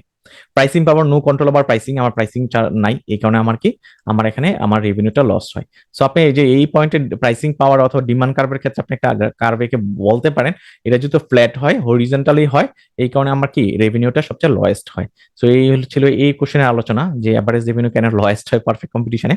এবার আমরা চলে আসতেছি differentiated product and pricing in oligopoly and perfect competition. আসলে অলিগোপলি আমরা একটু ডেফিনেশনে শিখছিলাম না, আমরা যদি একটু পেছনে ফিরে যাই, অলিগোপলি মার্কেট কি ছিল? অলিগোপলি মার্কেটে ছিল আমার ফিউ সেলার ছিল, তাই না? আমরা টেলিকমের কথা বলছি, টেলিকমের কথা বলছি যে 4-5 জন সেলার, তারাই কি করে মার্কেট মনিটর করে, মার্কেট লিড দিয়ে থাকে, তারা কিন্তু প্রোডাক্টটা সেল করে। তো তারা যে প্রোডাক্টটা সেল করে, এখানে আমরা দেখবো যে differentiated product, oligopoly, differentiated product এবং প্রাইসিং, অলিগোপলি, আমার সে কিন্তু ডিফারেন্সিয়েটেড প্রোডাক্ট সেল করতেছে, প্রাইসিং এর মেকানিজমটা কিরকম হয়, পারফেক্ট পারফেক্ট কম্পিটিশনের সাথে যদি আমি কম্পেয়ার করে থাকি, পারফেক্ট কম্পিটিশনের সাথে যদি আমি কম্পেয়ার করে থাকি, ঠিক আছে? তো আমরা একটু আগে শিখছি না যে মার্জিনাল কস্ট এবং মার্জিনাল রেভিনিউ যেখানে সেট করে, ওইটা হলো আমার অপটিমাম পয়েন্ট। সো আমার আমার আমার অলিগোপলি মার্কেটের জন্য এই পয়েন্ট হলো অপটিমাম পয়েন্ট, এই পয়েন্টে আমি সেল করব, ঠিক আছে? যে আমার এখানে মার্জিনাল কস্ট, এই যে মার্জিনাল কস্ট কার্ভ এবং মার্জিনাল রেভিনিউ কার্ভ, এই যে মার্জিনাল রেভিনিউ কার্ভ, এটা ডিমান্ড কার্ভও বলা যায়, যে মার্জিনাল রেভিনিউ কার্ভ আমরা এখানে পয়েন্ট করছে, সেট করছে, এই পয়েন্ট হলো আমার অপটিমাম পয়েন্ট, এই পয়েন্টে আমি সেল করব। তো এই পয়েন্টে সেল করলে আমার এখানে প্রাইস হওয়ার কথা ছিল, হ্যাঁ, অথবা আমার এভারেজ টোটাল কস্ট, আমার এভারেজ টোটাল কস্ট এই পয়েন্টে আমার এই প্রাইসটা হওয়ার কথা ছিল। কিন্তু এটা যেহেতু অলিগোপলি মার্কেট, আমার যেহেতু কোম্পানি, আমার টেলিকম কোম্পানি 4টা, তো এখানে কিন্তু আমার প্রাইসিং পাওয়ার আছে, আমি জানি। তো প্রাইসিং পাওয়ার থাকার কারণে আমি কি করতেছি, এই ডিমান্ড কার্ভ এখানে টাচ করতেছে, এই পয়েন্টে আমি সেল করতেছি, এই প্রাইসে সেল করতেছি। তো এই প্রাইসে আমি সেল করতেছি, যেটা ঠিক আছে। তো এটুক মনে রাখেন, আমার খরচ হচ্ছে হলো এটুক, আমার এভারেজ টোটাল কস্ট কার্ভকে আমার এই পয়েন্টে ইন্টারসেক্ট করছে, আমি সেল করতেছি এই পয়েন্টে। তো এই যে গ্যাপটা, এটা হলো ইকোনমিক প্রফিট, এই গ্যাপটা হলো আমার ইকোনমিক প্রফিট, এই পুরো এরিয়াটা স্কয়ার, আমার আমার যে আয়তকার ক্ষেত্র দাঁড়াইলো, এটা হলো আমার ইকোনমিক প্রফিট। আমার খরচ হচ্ছে এত টাকা, হ্যাঁ, আমি আমি চার্জ করতেছি এত টাকা, আমার ইকোনমিক প্রফিট হলো এত টাকা। পারফেক্ট কম্পিটিটিভ কিন্তু ইকোনমিক প্রফিট নাই, এটা আমরা পরবর্তীতে দেখবো। পারফেক্ট কম্পিটিটিভ শুধু প্রাইস টেকার, ওইখানে তার কিন্তু ইকোনমিক প্রফিট নাই। সো এই ছিল আমার আমার মনোপলি অলিগোপলি মার্কেটে আমি বেশি প্রাইস চার্জ করি, এটার একটা গ্রাফিক্যাল রিপ্রেজেন্টেশন। সো পারফেক্ট কম্পিটিশনের ক্ষেত্রে কিন্তু আমার ওইটা হবে না, পারফেক্ট কম্পিটিশনের ক্ষেত্রে আমি শুধু প্রাইসটা মার্কেট থেকে প্রাইস যতটুকু ওটুকু নিবো আর কি। এখন আমরা চলে আসতেছি আরেকটা পড়ায়, এর প্রত্যেকটা পড়া কিন্তু কনসেপচুয়াল, সো আপনাকে অবশ্যই মনোযোগ দিয়ে শুনতে হবে, আদারওয়াইজ আপনি পারবেন না। So compare the shape of the demand curve for perfectly competitive market, monopolistic market, হ্যাঁ, in long run and short run. আমরা শর্ট রানে, আমি আমি এতগুলো পড়া আমি সহজে যাব না, এই পুরাটা পড়তে গেলে আপনি কনফিউজ হয়ে যাবেন। সো এটার মূল কথা হলো, আমার শর্ট রানে এবং লং রানে আমি পারফেক্টলি কম্পিটিটিভ মার্কেটের একটা এক্সাম্পল দেখবো, এবং আমি আমি কি করব, আমার মনোপলিস্টিক মার্কেটের একটা এক্সাম্পল দেখবো। সো পারফেক্টলি কম্পিটিটিভ মার্কেট নিয়ে আর কোনো কোশ্চেন নাই, কনসেপ্ট নিয়ে কোনো কোশ্চেন নাই, বাট মনোপলিস্টিকে আমরা ভুলে গেছি, তাই না? আমার মাথা থেকে চলে গেছে মনোপলিস্ট মার্কেট আবার কোনটা যেন ছিল, আমার হয়তো মনে আসতেছে না। সো মনোপলিস্টিক মার্কেট কোনটা, একটু মনে করি, চেষ্টা করেন তো। মনোপলিস্টিক মার্কেট হলো আমার আমার এখানে মেনি সেলার থাকবে, বাট আমি কি প্রাইস ডিফারেন্সিয়েশনের কারণে, প্রোডাক্ট ডিফারেন্সিয়েশনের কারণে আমি বেশি প্রাইস চার্জ করার একটা কন্ট্রোল মেকানিজম আমার কাছে আছে। সো আমি যদি আরেকটু ডিটেলে বলি, এক্সাম্পল দিয়ে বলি, যে বার্গার কিং এর কথা বলছি, যদি বার্গার সবাই সেল করে, বাট ওর বার্গার কিং এর বার্গারের একটা স্পেশালিটি আছে, হ্যাঁ, তার প্রোডাক্ট স্পেশালিটি আছে, ডিফারেন্সিয়েশন আছে, এই কারণে সে কিন্তু বেশি প্রাইস চার্জ করতে পারে। তো আমরা যেটা চলে যাই, আমরা একবারে ভিতরে চলে যাই। আমাকে বলছে যে আমার শর্ট রানে এবং লং রানে আমার কি হবে, কিরকম হবে, ডিমান্ড সাপ্লাইটা কিরকম হবে, ঠিক আছে? আমার ডিমান্ড কার্ভের শেপটা কিরকম হবে, এক কথায় ডিমান্ড কার্ভের শেপটা কিরকম হবে। সো আমার পারফেক্ট, আমার এই গ্রাফটা হলো, এটা হলো আমার পারফেক্ট কম্পিটিশনের জন্য, এই প্রথমটার জন্য, পারফেক্ট কম্পিটিশনের জন্য। সো পারফেক্ট কম্পিটিশনে আমার সবাই জানি, আমার যদি ডিমান্ড কার্ভ এটা হয় এবং সাপ্লাই কার্ভ যদি এটা হয়, এটা আমার ব্রেক ইভেন পয়েন্ট, এটা আমার ব্রেক ইভেন পয়েন্ট, এইটা আমার ব্রেক ইভেন পয়েন্ট। এক এক সময় আমার ব্রেক ইভেন পয়েন্ট কিন্তু এক একটা শর্ট টার্মে আর কি, শর্ট রানে। বাট লং রানে হয়তো এটা আমার ব্রেক ইভেন পয়েন্ট, হ্যাঁ, লং রানে হয়তো আমি এটা ব্রেক ইভেন পয়েন্ট, এটা ব্রেক ইভেন পয়েন্ট। লং রানে কিন্তু আমার ব্রেক ইভেন পয়েন্ট একই পয়েন্টে থাকে। আমি শর্ট টার্মে হয়তো উপরে যাই, নিচে যাই, বাট লং রানে আমার একই পয়েন্টে থাকে। সো আমি পারফেক্ট কম্পিটিশনের ক্ষেত্রে আমি একটা পেয়ে গেছি যে আমার ব্রেক ইভেন পয়েন্ট কি হয়। বাট এবার আসে মনোপলিস্টিকের ক্ষেত্রে, সেকেন্ডটার ক্ষেত্রে, হ্যাঁ। তো মনোপলিস্টিকের কম্পিটিশনের ক্ষেত্রে আমার আমার আমার দেখেন আপনি, আমার মার্জিনাল কস্ট আর মার্জিনাল রেভিনিউ, আমার এই যে মার্জিনাল রেভিনিউ এবং মার্জিনাল কস্ট এই পয়েন্ট ইন্টারসেক্ট করছে। সো এটা আমার অপটিমাম পয়েন্ট, এই পয়েন্টে আমি কি করব, এই পয়েন্টে আমি সেল করব। সো এই পয়েন্টে আমি সেল করব। So average total cost curve এখানে ইন্টারসেক্ট করছে। সো এই পয়েন্ট হলো আমার আমার লং রানে আমার অপটিমাম পয়েন্ট আর কি, লং রানে আমার অপটিমাম পয়েন্ট। মার্জিনাল রেভিনিউ যদি আমার এখানে চলে যায়, সো মার্জিনাল রেভিনিউ যদি এখানে চলে যায়, তখন আমার এই প্রাইসে আমি সেল করব। সো এটা আমার লং রানে কিন্তু আমি কি করতেছি, এখানে কিন্তু ইকোনমিক প্রফিট থাকতেছে না। মনোপলিস্টিক মার্কেটের ক্ষেত্রে লং রানে কিন্তু তার ইকোনমিক প্রফিট থাকতেছে না। লং রানে কেন ইকোনমিক প্রফিট থাকতেছে না, তার এভারেজ টোটাল কস্ট, যে এভারেজ টোটাল কস্ট যেখানে টাচ করতেছে ওইখানেই সে সেল করতেছে। সো এটা লং রানে কেন থাকতেছে না, কারণ লং রানে কিন্তু অনেক কম্পিউটার বার্গার কিং চলে আসছে, এখন কিন্তু বিএফসিও বার্গার বানায়। সো লং রানে না কম্পিটিটর চলে আসে, এই কারণে কিন্তু তার ইকোনমিক প্রফিটটা নাই হয়ে যায়। ঠিক আছে, শর্ট রানে যদিও থাকে, যে শর্ট রানে আমি দেখতেছি যে আমার আমার এভারেজ টোটাল কস্ট এখানে, আমার এভারেজ টোটাল কস্ট এখানে, বাট শর্ট রানে মার্জিনাল রেভিনিউ আমি এই পয়েন্টেও হইতে পারে, বাট লং রানে গিয়ে আমার এটাই হবে, লং রানে আমার এটাই হবে, লং রানে গিয়ে কি হয়, কম্পিটিটর যদি চলে আসে, লং রানে আমার ইকোনমিক প্রফিট থাকে না।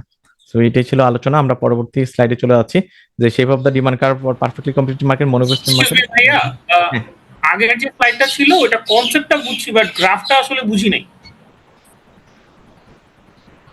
মনোপলিস্টিক মার্কেটের ক্ষেত্রে।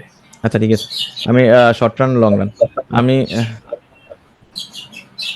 আচ্ছা আমি আমি একটু একটু স্কিপ করে গেছি আসলে। এই যে আমি এটা আমি আবারও পড়াচ্ছি, যে এটা হলো আমি এই গ্রাফটা আমি ভুল বলছি, এটা মনোপলিস্টিকের ক্ষেত্রে না, এটা পারফেক্ট কম্পিটিশনের ক্ষেত্রে এটা শর্ট রানের গ্রাফ, এটা হলো লং রানের গ্রাফ। হ্যাঁ, পারফেক্ট কম্পিটিশনের ক্ষেত্রে শর্ট রানে আমার ব্রেক ইভেন এখানে হতে পারে, এখানে হতে পারে, এখানে হতে পারে, আর আর আমার লং রানে আমি এই পয়েন্টে থাকি, লং রানে আমি এভারেজ টোটাল কস্ট কার্ভ আমার এই পয়েন্টে থাকি, এটাই আমার ব্রেক ইভেন পয়েন্ট। হ্যাঁ, এটা হলো আমার পারফেক্ট কম্পিটিশনের পড়া পড়ছি আমরা, এটা এখানে আমরা পারফেক্ট কম্পিটিশনের পড়া পড়ছি। হ্যাঁ, আমি এই গ্রাফটা আমি বলছিলাম মনোপলির ক্ষেত্রে না, মনোপলিস্টিকের ক্ষেত্রে না, মনোপলিস্টিক ক্ষেত্রে আমি পরের গ্রাফে আসতেছি।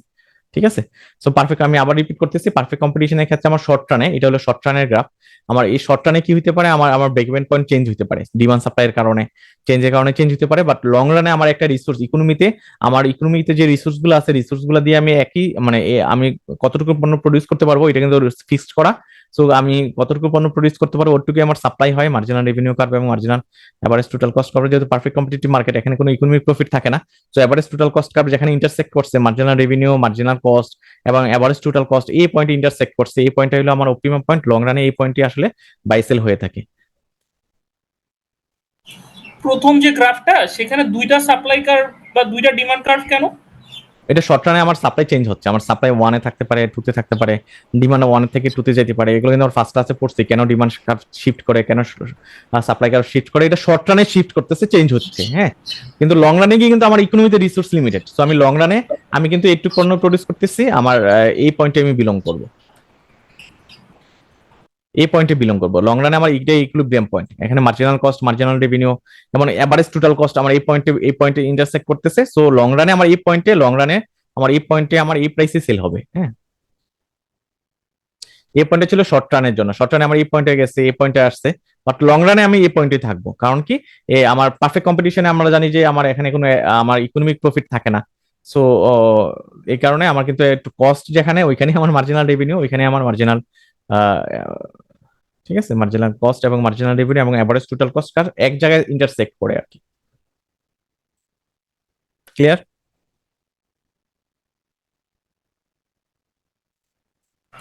সো আমরা হ্যাঁ, আমরা তাহলে পরবর্তীতে যাই। আমি কিন্তু একটু ভুল পড়াইছিলাম একটু আগের স্লাইডে, আমি বলছিলাম এটা মনোপলিস্টিক মার্কেটের জন্য, কিন্তু আসলে না, এটা দুইটা গ্রাফই হলো আমার পারফেক্ট কম্পিটিশন মার্কেটের জন্য, এটা হলো শর্ট রানে ছিল, এটা হলো লং রানে। হ্যাঁ, এখন আমরা চলে আসতেছি মনোপলিস্টিক মার্কেটের ক্ষেত্রে। সো মনোপলিস্টিক মার্কেটের ক্ষেত্রে আমরা মনোপলিস্টিক মার্কেটের ডেফিনেশনটা একটু আমরা একটু একটু রিভিল করার চেষ্টা করি।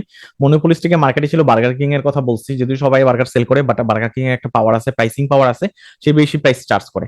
সো বেশি প্রাইস চার্জ করে এই শর্ট রানে। হ্যাঁ, আমার একটু হেজি দেখাচ্ছে গ্রাফগুলা। তো শর্ট রানে কি হয়েছে, শর্ট রানে কি হয় আপনি একটু দেখি তো, আমরা আমরা আমরা শর্ট রানে কি হয়, শর্ট রানে তার মার্জিনাল রেভিনিউ এবং মার্জিনাল কস্ট কার্ভ কোথায় সেট করছে, এই যে শর্ট রানে তার marginal revenue, marginal cost curve এখানে ইন্টারসেক্ট করছে, আর এখানে কিন্তু এখানে ইন্টারসেক্ট করছে। হ্যাঁ, marginal revenue, marginal cost. So price হওয়ার কথা ছিল এই পয়েন্টে প্রাইস হওয়ার কথা ছিল, বাট যেহেতু এটা মনোপলিস্টিক মার্কেট, সে বেশি প্রাইস চার্জ করে, এই কারণে সে প্রাইস কিন্তু এই পয়েন্টে চার্জ করতেছে, এই পয়েন্টে চার্জ করতেছে। ঠিক আছে, আমার ডিমান্ড কার্ভ যেখানে যেহেতু মানুষ তো একটু ডিমান্ড করতেছে তার ডিফারেন্সিয়েট প্রোডাক্টের কারণে, তার যেহেতু কোয়ালিটি ভালো বার্গার কিং এর, এই কারণে মানুষ এই পয়েন্টে এই আমার ডিমান্ড কার্ভকে এখানে টাচ করতেছে, সো এই কারণে সে এই প্রাইস চার্জ করতেছে, একটু বেশি চার্জ করতেছে। সো এই যে মাঝখানে যে স্কোয়ারটা, এটা হলো আমার ইকোনমিক প্রফিট। হ্যাঁ, ইকোনমিক প্রফিট। তো এটা হলো শর্ট রানের ব্যাপার। তো লং রানে একটা জিনিস আমি বলছিলাম একটু আগে, ওই লং রানে কি হয়, অনেক কম্পিটিটর চলে আসে, আমি যেটা বলছিলাম বিএফসিও বার্গার বানাচ্ছে, বার্গার কিং এর পাশাপাশি টেক আউট চলে আসছে, আর অনেকগুলো ব্র্যান্ড চলে আসছে। তো লং রানে যেহেতু অনেক কম্পিটিটর চলে আসে, তখন কিন্তু তখনও তার কিন্তু একটা নেগোসিয়েশন পাওয়ার থাকে প্রাইস চার্জ করার জন্য। তখন এই পয়েন্টে দেখেন লং রানে, এই লং রানের হিসাবটা দেখেন, লং রানে আমার কি হয়েছে, মার্জিনাল কস্ট এখানে, মার্জিনাল রেভিনিউ এই পয়েন্টে ইন্টারসেক্ট করছে, এবং ডিমান্ড কার্ভটা এখানে যেরকম একটু উঁচাতে ছিল, এখানে যেহেতু একটু ডিমান্ড কার্ভ একটু উঁচাতে ছিল, বাট এখানে ডিমান্ড কার্ভ একটু ফ্ল্যাট হয়ে গেছে, ফ্ল্যাট হয়ে যাওয়ার কারণে কিন্তু আমার আমার এই পয়েন্টে ডিমান্ড কার্ভকে ইন্টারসেক্ট করতেছে, আমি এই প্রাইস চার্জ করতেছি, নিচের প্রাইস চার্জ করতেছি। হ্যাঁ, সো এই নিচের প্রাইস চার্জ করার কারণে দেখেন এই প্রাইসটা একটু উপরে ছিল, এইটা আমি বরাবর যদি টানি একটু উপরে ছিল, বাট আমি নিচে প্রাইস চার্জ করতেছি, একটু কম প্রাইস চার্জ করতেছি, তখন কিন্তু আমার ইকোনমিক প্রফিট যেটা না এই রেঞ্জটা কমে গেছে, ইকোনমিক প্রফিটটা কমে গেছে। কেন কমে গেছে? লং রানে অনেক কম্পিটিটর চলে আসে, এই কারণে আমি আমি চাইলেও অনেক বেশি প্রাইস চার্জ করতে পারি না, বেশি প্রাইস চার্জ করি, অনেক বেশি প্রাইস চার্জ করতে পারি না। তো এই ছিল আমার comparison shape of demand curve, আমার ডিমান্ড কার্ভের কম্পারিজন একটা অ্যানালাইসিস আমার পারফেক্টলি কম্পিটিটিভ মার্কেটের ক্ষেত্রে এবং মনোপলিস্টিক মার্কেটের ক্ষেত্রে। আমরা শর্ট রানে দেখলাম, লং রানে দেখলাম। তো আমাদের মনে হয় কঠিন পড়াগুলো শেষ, গ্রাফের পড়াগুলো শেষ, আমরা এখন থিওরিটিক্যাল পড়ায় চলে আসতেছি, যে আমার monopolistic competition versus monopoly competition. আমরা থিওরিটিক্যালি আলোচনা করব মনোপলিস্টিক কম্পিটিশন এবং মনোপলি কম্পিটিশনের ভিতর ডিফারেন্সটা কি। তো আমরা কিন্তু ওই যে শুরুতে পড়ছিলাম ওই জিনিসগুলো কিন্তু বারে বারে আসতেছে, মনোপলিস্টিক কম্পিটিশন এবং মনোপলি কম্পিটিশন। তো মনোপলি নিয়ে কারো কোনো কোশ্চেন নাই, মনোপলি মানে একজন আমি আমি আরো সহজ করে দিচ্ছি আপনাকে, দুইটা জিনিস নিয়ে সবাই ক্লিয়ার, যে আমার পারফেক্ট কম্পিটিটিভ মার্কেটে মেনি সেলার মেনি বায়ার। তো এখানে ওইটা হলো প্রাইস, আমার মার্কেট প্রাইসে সবাই টেক করে, এখানে প্রাইসিং এর ডিফারেন্সিয়েশন আনা সম্ভব না।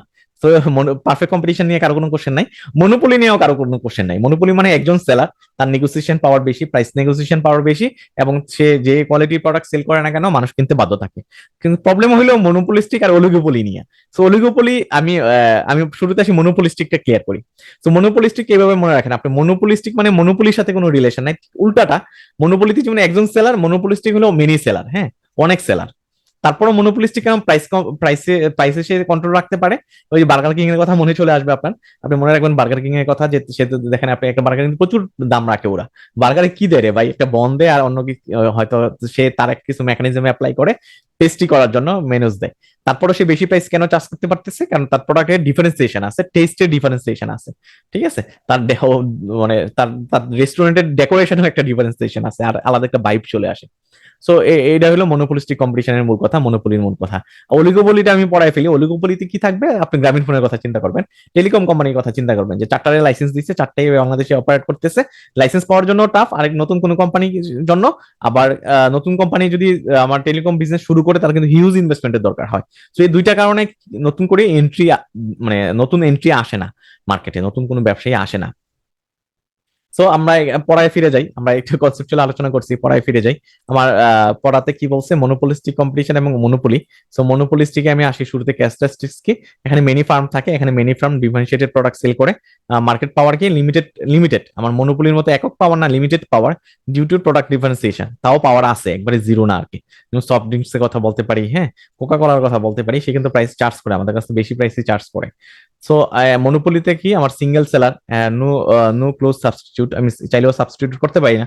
ওয়াসা আমি চাইলেও রিপ্লেস করতে পারবো না, হ্যাঁ। আমি দোকান থেকে কত পানি কিনে আনবো, সম্ভব না এটা। সো সিগনিফিকেন্স হইলো মার্কেট কন্ট্রোল, প্রাইস কন্ট্রোল করতে পারে, সে আউটপুট কন্ট্রোল করতে পারে, হ্যাঁ। সে প্রাইসও কন্ট্রোল করতে পারে, আউটপুটও কন্ট্রোল করতে পারে। এক্সাম্পল কি, ইউটিলিটি কোম্পানি, আমরা যেটা ওয়াসার কথা বললাম। তো দুইটা ডিফারেন্স কিন্তু অলরেডি আমরা শিখেই ফেলছি, যে নাম্বার অফ ফান্ড, আমার মনোপলিস্টিকে হইলো আমার মেনি মেনি সেলার, আর মনোপলিতে হলো সিঙ্গেল সেলার। তো টোটালি ডিফারেন্ট, নাম্বার অফ ফার্মটা খুবই দুইটা ডিফারেন্স খুবই বেশি। একটা হলো সিঙ্গেল সেলার, একটা হলো মেনি সেলার। প্রোডাক্ট ডিফারেন্সিয়েশন, আমার আমার প্রোডাক্ট ডিফারেন্সিয়েশন হলো মনোপলিতে নাই বললেই চলে, বাট মনোপলিস্টিকে প্রোডাক্ট ডিফারেন্সিয়েশন আছে। মার্কেট পাওয়ার, এখানে আমার মনোপলি মার্কেট পাওয়ার কন্ট্রোল করে, আমার মনোপলিস্টিক কিন্তু মার্কেট পাওয়ার কন্ট্রোল করে, তারা কিন্তু প্রাইসিং পাওয়ার আছে, ঠিক আছে। সো এই ছিল আমার এই দুইটা ডিফারেন্স। সো আমরা আরো দুইটা ডিফারেন্স পড়বো, শুধু শুধু যে মনোপলিস্টিক আর মনোপলির ভিতরে ডিফারেন্স পড়বো তা না, আমরা আরো ডিফারেন্স পড়বো। আমরা আরেকটা গ্রাফ শিখবো, আরেকটা গ্রাফ শিখবো কি, আমরা একটু আগে ডিমান্ড পড়ছিলাম কি, ডিমান্ড কার্ভ পড়ছিলাম কোনটা আমরা একটু পেছনে ফিরে যাই। আমরা ডিমান্ড কার্ভ পড়ছিলাম হলো আমার আমার পারফেক্টলি কম্পিটিটিভ মার্কেটে ডিমান্ড কার্ভ পড়ছিলাম, আর মনোপলিস্টিক কম্পিটিশনের ডিমান্ড কার্ভ পড়ছিলাম। এখানে আরেকটা জিনিস বলে রাখি, আমি যে আমার নোটে যে গ্রাফটা দিছিলাম এই স্লাইডের জন্য, আমার ওই গ্রাফটা একটু চেঞ্জ হবে, ওইটাতে মনে হয় একটু ভুল আছে, হ্যাঁ। সো আপনি এই আমারটা ফলো করবেন, এই ক্লাসেরটা ফলো করবেন, ঠিক আছে। সো এখন আমরা দেখবো যে আমার when the demand curve might be kinked, আবার ডিমান্ড কার্ভ আবার কিংড হয় নাকি, বাঁকানো হয় আর কি, ঠিক আছে। ডিমান্ড কার্ভ কখন কিংড হবে, আমার এখানে কোশ্চেনটা হলো ডিমান্ড কার্ভ কখন কিংড হবে। দেখেন এখানে এখানে এসে কিংড হয়ে গেছে, হ্যাঁ, এটা তো ডিমান্ড কার্ভ, এখানে এসে মানে মোর ফ্ল্যাট হয়ে গেছে আর কি, হ্যাঁ। Explain the shape of the marginal revenue curve in kinked demand curve. আমার মার্জিনাল রেভিনিউ কার্ভের কি পরিস্থিতি হয় কিংড ডিমান্ড কার্ভের কারণে। তো নর্মালি আপনি শুরুতে মনে রাখেন যে এটা অলিগোপলি মার্কেটের ক্ষেত্রে হয়, আপনি স্ট্রেট কাট মনে রাখেন, এটা অলিগোপলি মার্কেটের ক্ষেত্রে হয়, কিংড ডিমান্ড কার্ভ হয়। এটা কিংড হয় কেন, এই পয়েন্টে এসে আমার আমার যাওয়ার কথা ছিল এইভাবে, আমার যাওয়ার কথা ছিল এইভাবে, এভাবে না গিয়ে আমার নিচের দিকে কেন গেছে? নিচের দিকে যাওয়ার কারণ হলো আমার অলিগোপলি মার্কেটে শুরুতে আসি, অলিগোপলি মার্কেট ডেফিনেশন কি? অলিগোপলি মার্কেট হলো ওই মার্কেট যেখানে আমার কি ফিউর সেলার থাকে, যেমন গ্রামীণ ফোনের কথা ধরি, টেলিকম কোম্পানিগুলোর কথা। তো টেলিকম কোম্পানিগুলো না, আমার ধরেন এই আমার এখানে কিংড হচ্ছে কেন, এটার অ্যান্সারটা হলো আমার টেলিকম কোম্পানিগুলো যখন প্রাইস কমায়, সবাই প্রাইস কমায় দেয়। সো প্রাইস কমাইলে সবাই প্রাইস কমায়, বাট আমি যখন প্রাইস বাড়াবে কোনো টেলিকম কোম্পানি, সবাই প্রাইস বাড়ায় না। এই কারণে এখানে কিংড হয়। তো তাহলে প্রাইস কমাইলে সবাই কমায়, কিংড হবে কেন, এটা আমরা গ্রাফিক্যালি একটু প্রেজেন্ট করার চেষ্টা করি। আপনি একটু দেখেন, এই পয়েন্টের আমি উপরে অ্যানালাইসিস করব, নিচে অ্যানালাইসিস করব। সো আমি বলছিলাম যে গ্রামীণ ফোন যদি কল রেট কমায়, বাংলালিংকও কমায়, এয়ারটেলও কমায়, সবাই কমায় দেয়। সো আমার কি হয় যে আমি যদি প্রাইস কমাই, এই যে আমি এখানে প্রাইস কমাচ্ছি, এই পয়েন্ট আমার এখানে P1 ছিল, P1 থেকে যদি আমি P2 তে যাই, আমি যদি P2 তে যাই, সো আমার এখানে দেখেন আমি কমাইছি, প্রাইস কমানোর কারণে কিন্তু আমার কোয়ান্টিটি কিন্তু অত বাড়ে নাই, সেল কিন্তু বাড়ে নাই। কারণ আমার কিন্তু এই যে ডাউনওয়ার্ড হয়ে গেছে, একটা ফ্ল্যাট হয়ে গেছে রেভিনিউ, মার্জিনাল রেভিনিউ ফ্ল্যাট হয়ে গেছে। কেন ফ্ল্যাট হয়েছে? আমি প্রাইস কমাইছি, সবাই প্রাইস কমাইছে। সো আলটিমেটলি আমার সেল বাড়ে নাই, রেভিনিউ বাড়ে নাই। ঠিক আছে? উল্টা আমার লস হয়েছে, উল্টা আমার আমার কি প্রাইস কমানোর কারণে আমার রেভিনিউ কমে গেছে, তাই না? তো এই কারণে কিন্তু এটা ফ্ল্যাট, আমার কোয়ান্টিটি ফ্ল্যাট হয়ে গেছে, যে আমি কোয়ান্টিটি সেল বাড়ে নাই, প্রাইস কমানোর কারণে কোয়ান্টিটি সেল একটু বাড়ে নাই। একটু না বাড়ার কারণে কিন্তু আমার যে মার্জিনাল রেভিনিউ, ওইটা কিন্তু আমার ফ্ল্যাট হয়ে গেছে, কিংড হয়ে গেছে। ঠিক আছে? ডিমান্ড কার্ভটা কিংড হয়ে গেছে, যে আমি প্রাইস বাড়ানোর কারণে সবাই কমাইছে, তো আমার ডিমান্ড কার্ভটা কিংড হয়ে গেছে, আমার কাছ থেকে কেউ নিতেছে না, কিনতেছে না। তো উল্টাটা আমি যদি ডিক্রিজ, আমি যদি প্রাইস বাড়াই, আমি আরেকটা জিনিস বলছিলাম যে আমি প্রাইস যদি বাড়াই, তখন কেউ বাড়ায় না ওইটা আবার রেসপন্স করে না। তো আমি যদি প্রাইস বাড়াই, আমার রেভিনিউ ফল করে, কারণ আমি যদি প্রাইস বাড়াই, P1 থেকে P2 তে চলে যাই, তো দেখেন P2 তে চলে গেলে আমার ডিমান্ড করবে এখানে শিফট হয়, এখানে টাচ করে, সো আমার অনেক বেশি কমে যায়, দেখেন অনেক বেশি কমে যায়। আমি অল্প প্রাইস বাড়াইছিলাম, কিন্তু আমার ডিমান্ড অনেক কমে যায়, কারণ আমি যখন প্রাইস বাড়াবো অন্য কেউ বাড়ায় না। সো আমি যখন প্রাইস বাড়াবো, কেউ আমারটা ইউজ করবে না, অন্যটা ইউজ করবে। সো আমার ডিমান্ড অনেক কমে যাবে। সো এই কিং ডিমান্ড কার্ভের মূল কথা হলো, আমার অলিগোপলি মার্কেটে আমি যদি প্রাইস কমাই, সবাই কমায় ফেলে, যে কারণে আমার রেভিনিউ ফল করে। ঠিক আছে? মার্জিনাল রেভিনিউ আমার স্টেট হয়ে যায়, আমার সেলস বাড়ে না, প্রাইস কমানোর কারণে সেলস বাড়ে না। বাট আমি যখন প্রাইস বাড়াবো, কেউ বাড়ায় না। সো তখন আমার শিফট হয়ে যায়, আমার কাস্টমার অন্যের কাছে চলে যায়। এই কারণে আমি প্রাইস বাড়াইলে, অল্প প্রাইস বাড়ানোর ফলেও আমার রেভিনিউ হিউজ পরিমাণে, কোয়ান্টিটি সেল হিউজ পরিমাণে ফল করে। তো এই ছিল কিং ডিমান্ড কার্ভের গল্প। আপনি যদি পরীক্ষা কিং ডিমান্ড কার্ভ আসে, তখন অবশ্যই আপনি একটা এরকম গ্রাফ আঁকবেন। ঠিক আছে? সো আপনি এভাবে আসবেন, আপনি মার্জিনাল কস্ট কার্ভটা আপনি কনসিডার করবেন। সো আপনি মার্জিনাল রেভিনিউ সেইভাবে একে আপনি দেখাবেন যে আমি যদি প্রাইস কমাই, তাহলে কেউ কমায়, সবাই কমায়। আমি যদি প্রাইস বাড়াই, আসলে কেউ বাড়ায় না। সেই কারণে আমি প্রাইস বাড়াইলে আমার কি হচ্ছে, প্রাইস বাড়াইলে আমি মার্কেট লস করতেছি হিউজ পরিমাণে, প্রাইস কমাইলে কিন্তু আমি আমি ওই সুবিধাটা পাচ্ছি না। এবার আসি আরেকটা ডিফারেন্সে, অলিগোপলি এবং মনোপলি। ভাইয়া এক্সকিউজ মি, আগের স্লাইডে একটু এক্সপ্লেইন করবেন যে রেভিনিউ কার্ভ আর ডিমান্ড কার্ভ কি দেখতে একই রকম? দুইটাই কি মানে এটা হলো অলিগোপলি মার্কেটের ক্ষেত্রে, আমার ডিমান্ড কার্ভ তো আমরা সবাই জানি, তাই না? ডিমান্ড কার্ভ নিয়ে তো ডিমান্ড কার্ভ তো আমরা জানি ডাউনওয়ার্ড হ্যাঁ, স্লোপিং, বাট ডাউনওয়ার্ড স্লোপিং হয়। হ্যাঁ, সো রেভিনিউ কার্ভ এতদিন পর্যন্ত আমরা ফ্ল্যাট লাইন বা এরকম দেখে আসছি না? এটা তো প্রথম থেকেই ডাউনওয়ার্ড স্লোপিং মনে হচ্ছে, মানে হ্যাঁ, হ্যাঁ, আমি একটু এই রেভিনিউ কার্ভটা কিভাবে আঁকে আমি ঠিক মানে এই জায়গাতে একটু কনফিউজ হয়ে গেছি। তো না, এটা হলো মার্জিনাল রেভিনিউ আর কি, লাস্ট ইউনিট সেল করে আমি কত টাকা পাই। হ্যাঁ, সো মার্জিনাল রেভিনিউ আমার হ্যাঁ এরকম হইতো, আপনার কথাটা ঠিক আছে।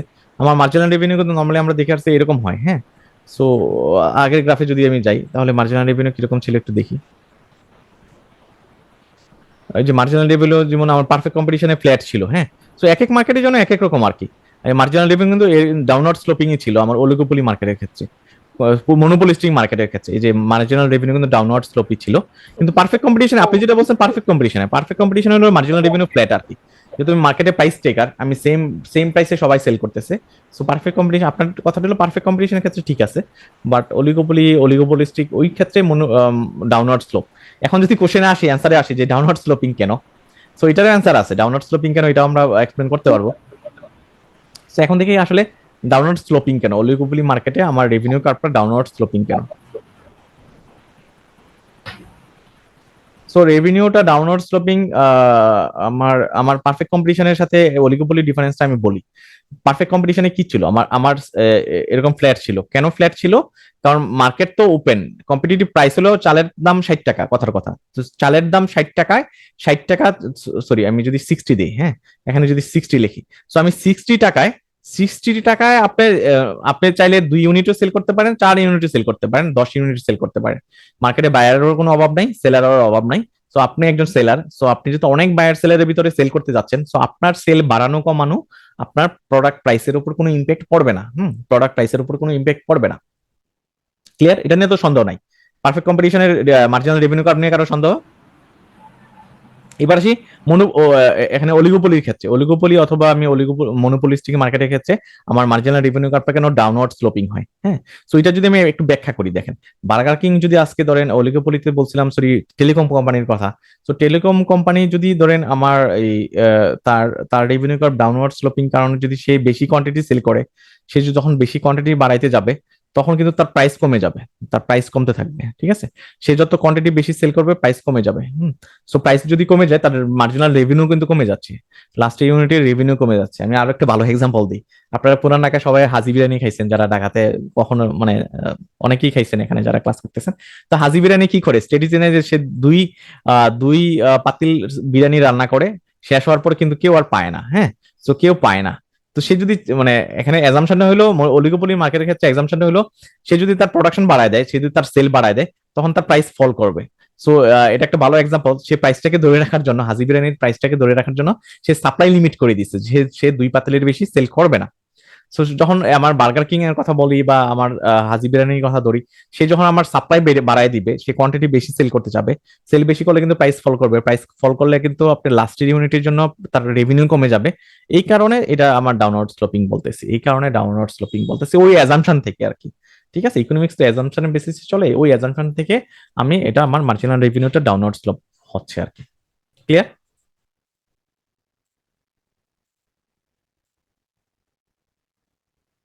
সো আমরা চলে যাচ্ছি পরবর্তী পড়ায়, যেহেতু আপনারা কোশ্চেনটা করছেন ভালো হয়েছে, আমরা অনেক কিছু মানে রিভিল করতে পারছি। তো এবার চলে যাই অলিগোপলি ভার্সেস মনোপলি মার্কেট স্ট্রাকচারের ক্ষেত্রে। তো আসলে এগুলো আমরা অলরেডি পড়ে আসছি, আমার নতুন করে পড়ার কোনো রিজন নাই। তারপরে আমরা খুব খুব শর্টলি একটু বলি। অলিগোপলিতে কি ছিল, আমি টেলিকমের কথা বলছি, যে ফিউ লার্জ কোম্পানি এখানে অপারেট করে, ঠিক আছে। সো মনোপলিতে আমরা সিঙ্গেল ফার্ম, মনোপলিতে আমি জানি যে সিঙ্গেল ফার্ম, আমার ফিউ কন্ট্রোল, ঠিক আছে। আবার প্রাইস প্রাইস কন্ট্রোল হলো ফুল কন্ট্রোল, প্রাইসের উপর ফুল কন্ট্রোল আছে। যদিও গভর্নমেন্ট দেয় না, অনেক সময় প্রাইস বেশি চার্জ করতে দেয় না, পাবলিক ইউটিলিটির ক্ষেত্রে এটা হয়ে থাকে। Few dominant farm, significant but not interdependent, হ্যাঁ। মার্কেট পাওয়ার সিগনিফিকেন্ট, ওরা কিন্তু মার্কেট কন্ট্রোল করতে পারে কোনো একটা কোম্পানি। গ্রামীণ ফোন আজকে প্রাইস বাড়াইলে আমি সাথে সাথে সুইচ করতে পারবো না, ওর কিন্তু একটা পাওয়ার আছে, ঠিক আছে। এন্ট্রি ব্যারিয়ার হাই এবং লিমিটিং, এটা দুইটা কারণে আমি অলরেডি বলছি যে আমার হিউজ ক্যাপিটালের দরকার হয়, অথবা গভর্নমেন্ট পারমিশন দেয় না, এই দুইটা কারণে কিন্তু এন্ট্রি ব্যারিয়ার হাই। স্ট্র্যাটেজি কি, আমার এঙ্গেজমেন্ট নন প্রাইস কম্পিটিশনে আমার ওরা ট্রাই করে। অটোমোবাইল ইন্ডাস্ট্রি, টেকনোলজি ইন্ডাস্ট্রি হলো এটার এক্সাম্পল। সো এই দুইটা ডিফারেন্স আসলে আমরা পারবো, এবং এগুলো আমরা আমরা না কনসেপচুয়ালি মনে রাখবো, এখানে এগুলো আমরা মুখস্থ করতে যাবো না, কখনোই মুখস্থ করতে যাবো না। আমি যে টেকনিক গুলোর কথা বলছি, ওই টেকনিক গুলো অ্যাপ্লাই করে আপনি মনে রাখার চেষ্টা করবেন। এবার আসে ডেড ওয়েটেড লস আর মনোপলিস্টিক মার্কেট। সো এটা একটা ইন্টারেস্টিং পড়া, dead weight loss. So dead weight loss নাম থেকে কেমন যেন একটা মনে হচ্ছে যে লসটা আমার আমার আমার কখনোই রিকভার করা সম্ভব না। ডেড মানে মারা গেছে আর কি, ওইটা কখনোই রিকভার করা সম্ভব না। এটা কি মনোপলিস্টিক মার্কেটের ক্ষেত্রে ডেড ওয়েট লসটা আলোচনা করতে বলছে। সো আমরা মনোপলিস্টিক মার্কেটে আমরা সবাই জানি যে মনোপলিস্টিক মার্কেটে মেনি সেলার, বাট ওরা কি প্রাইসে একটা হাই প্রাইস চার্জ করে, ঠিক আছে। প্রথমে আসছে ডেড লসটা কি, loss of economic efficiency, economic ইফিসিয়েন্সির লস, যেটা কখনোই রিকভার করা সম্ভব না। এটা মেকানিজম কি আমার, কেন এটা মেকানিজম, কেন আমার এটা ডেড লসটা হয়, কারণ আমরা সবাই যে মনোপলিস্টিক মার্কেটে হাই প্রাইস চার্জ করে, যে বার্গার কিং এর কথা বলছি। সো এটা হাই প্রাইস চার্জ করার কারণে কিন্তু আমার ডিমান্ড সাপ্লাই একসাথে হয় না, এখানে একটা গ্যাপ থাকে। সো এটা এই কারণে এটা এটা আমার ডেড লস। আমার এক্সাম্পল কি, fewer unit sold, higher price. আমি যেহেতু হায়ার প্রাইস চার্জ করতেছি, আমি কিন্তু মার্কেটে যতটুকু ডিমান্ড পুরোটা ফুলফিল করতেছি না, আমি কম সেল করতেছি। সো আমি আমার সাপ্লাইকে লিমিট করে আমি কি করতেছি, আমি সেল করতেছি বেশি প্রাইসে। এই কারণে কিন্তু মার্কেটে আনফুলফিলমেন্ট থেকে যায়, একটা পোর্শন আমি কখনোই কি করি না, ফুলফিল করি না। সো ফুলফিল করি না বেশি প্রাইস চার্জ করার জন্য, এই কারণে ডেড ওয়েট লস হয়। সো ডেড ওয়েট লসের এক্সাম্পল আমরা গ্রাফিক্যালিও দেখবো এটা, হ্যাঁ। এটা গ্রাফিক্যালিও দেখবো। সো গ্রাফিক্যালি যদি আমি দেখতে যাই ডেড ওয়েট লস, যদি আমি গ্রাফিক্যালি দেখতে যাই, মনোপলিস্টিকে যাওয়া লাগবে তাই না? মনোপলিস্টিক এর এক্সাম্পলে যাওয়া লাগবে। সো মনোপলিস্টিকের গ্রাফ কোথায় ছিল আমার? মনোপলিস্টিকের মার্জিনাল, সো মনোপলিস্টিকের গ্রাফ এখানে, এখানে ছিল মনোপলিস্টিকের গ্রাফ। এখানে দেখেন ডেড ওয়েট লস কোনটা। তো আমার মনোপলিস্টিকের গ্রাফটা যদি আমি যাই, শর্ট রানে যদি যাই, আমার কি হচ্ছে এখানে দেখেন আপনি, আমি কি করতেছি, আমি আমি আমার ডিমান্ড, হ্যাঁ।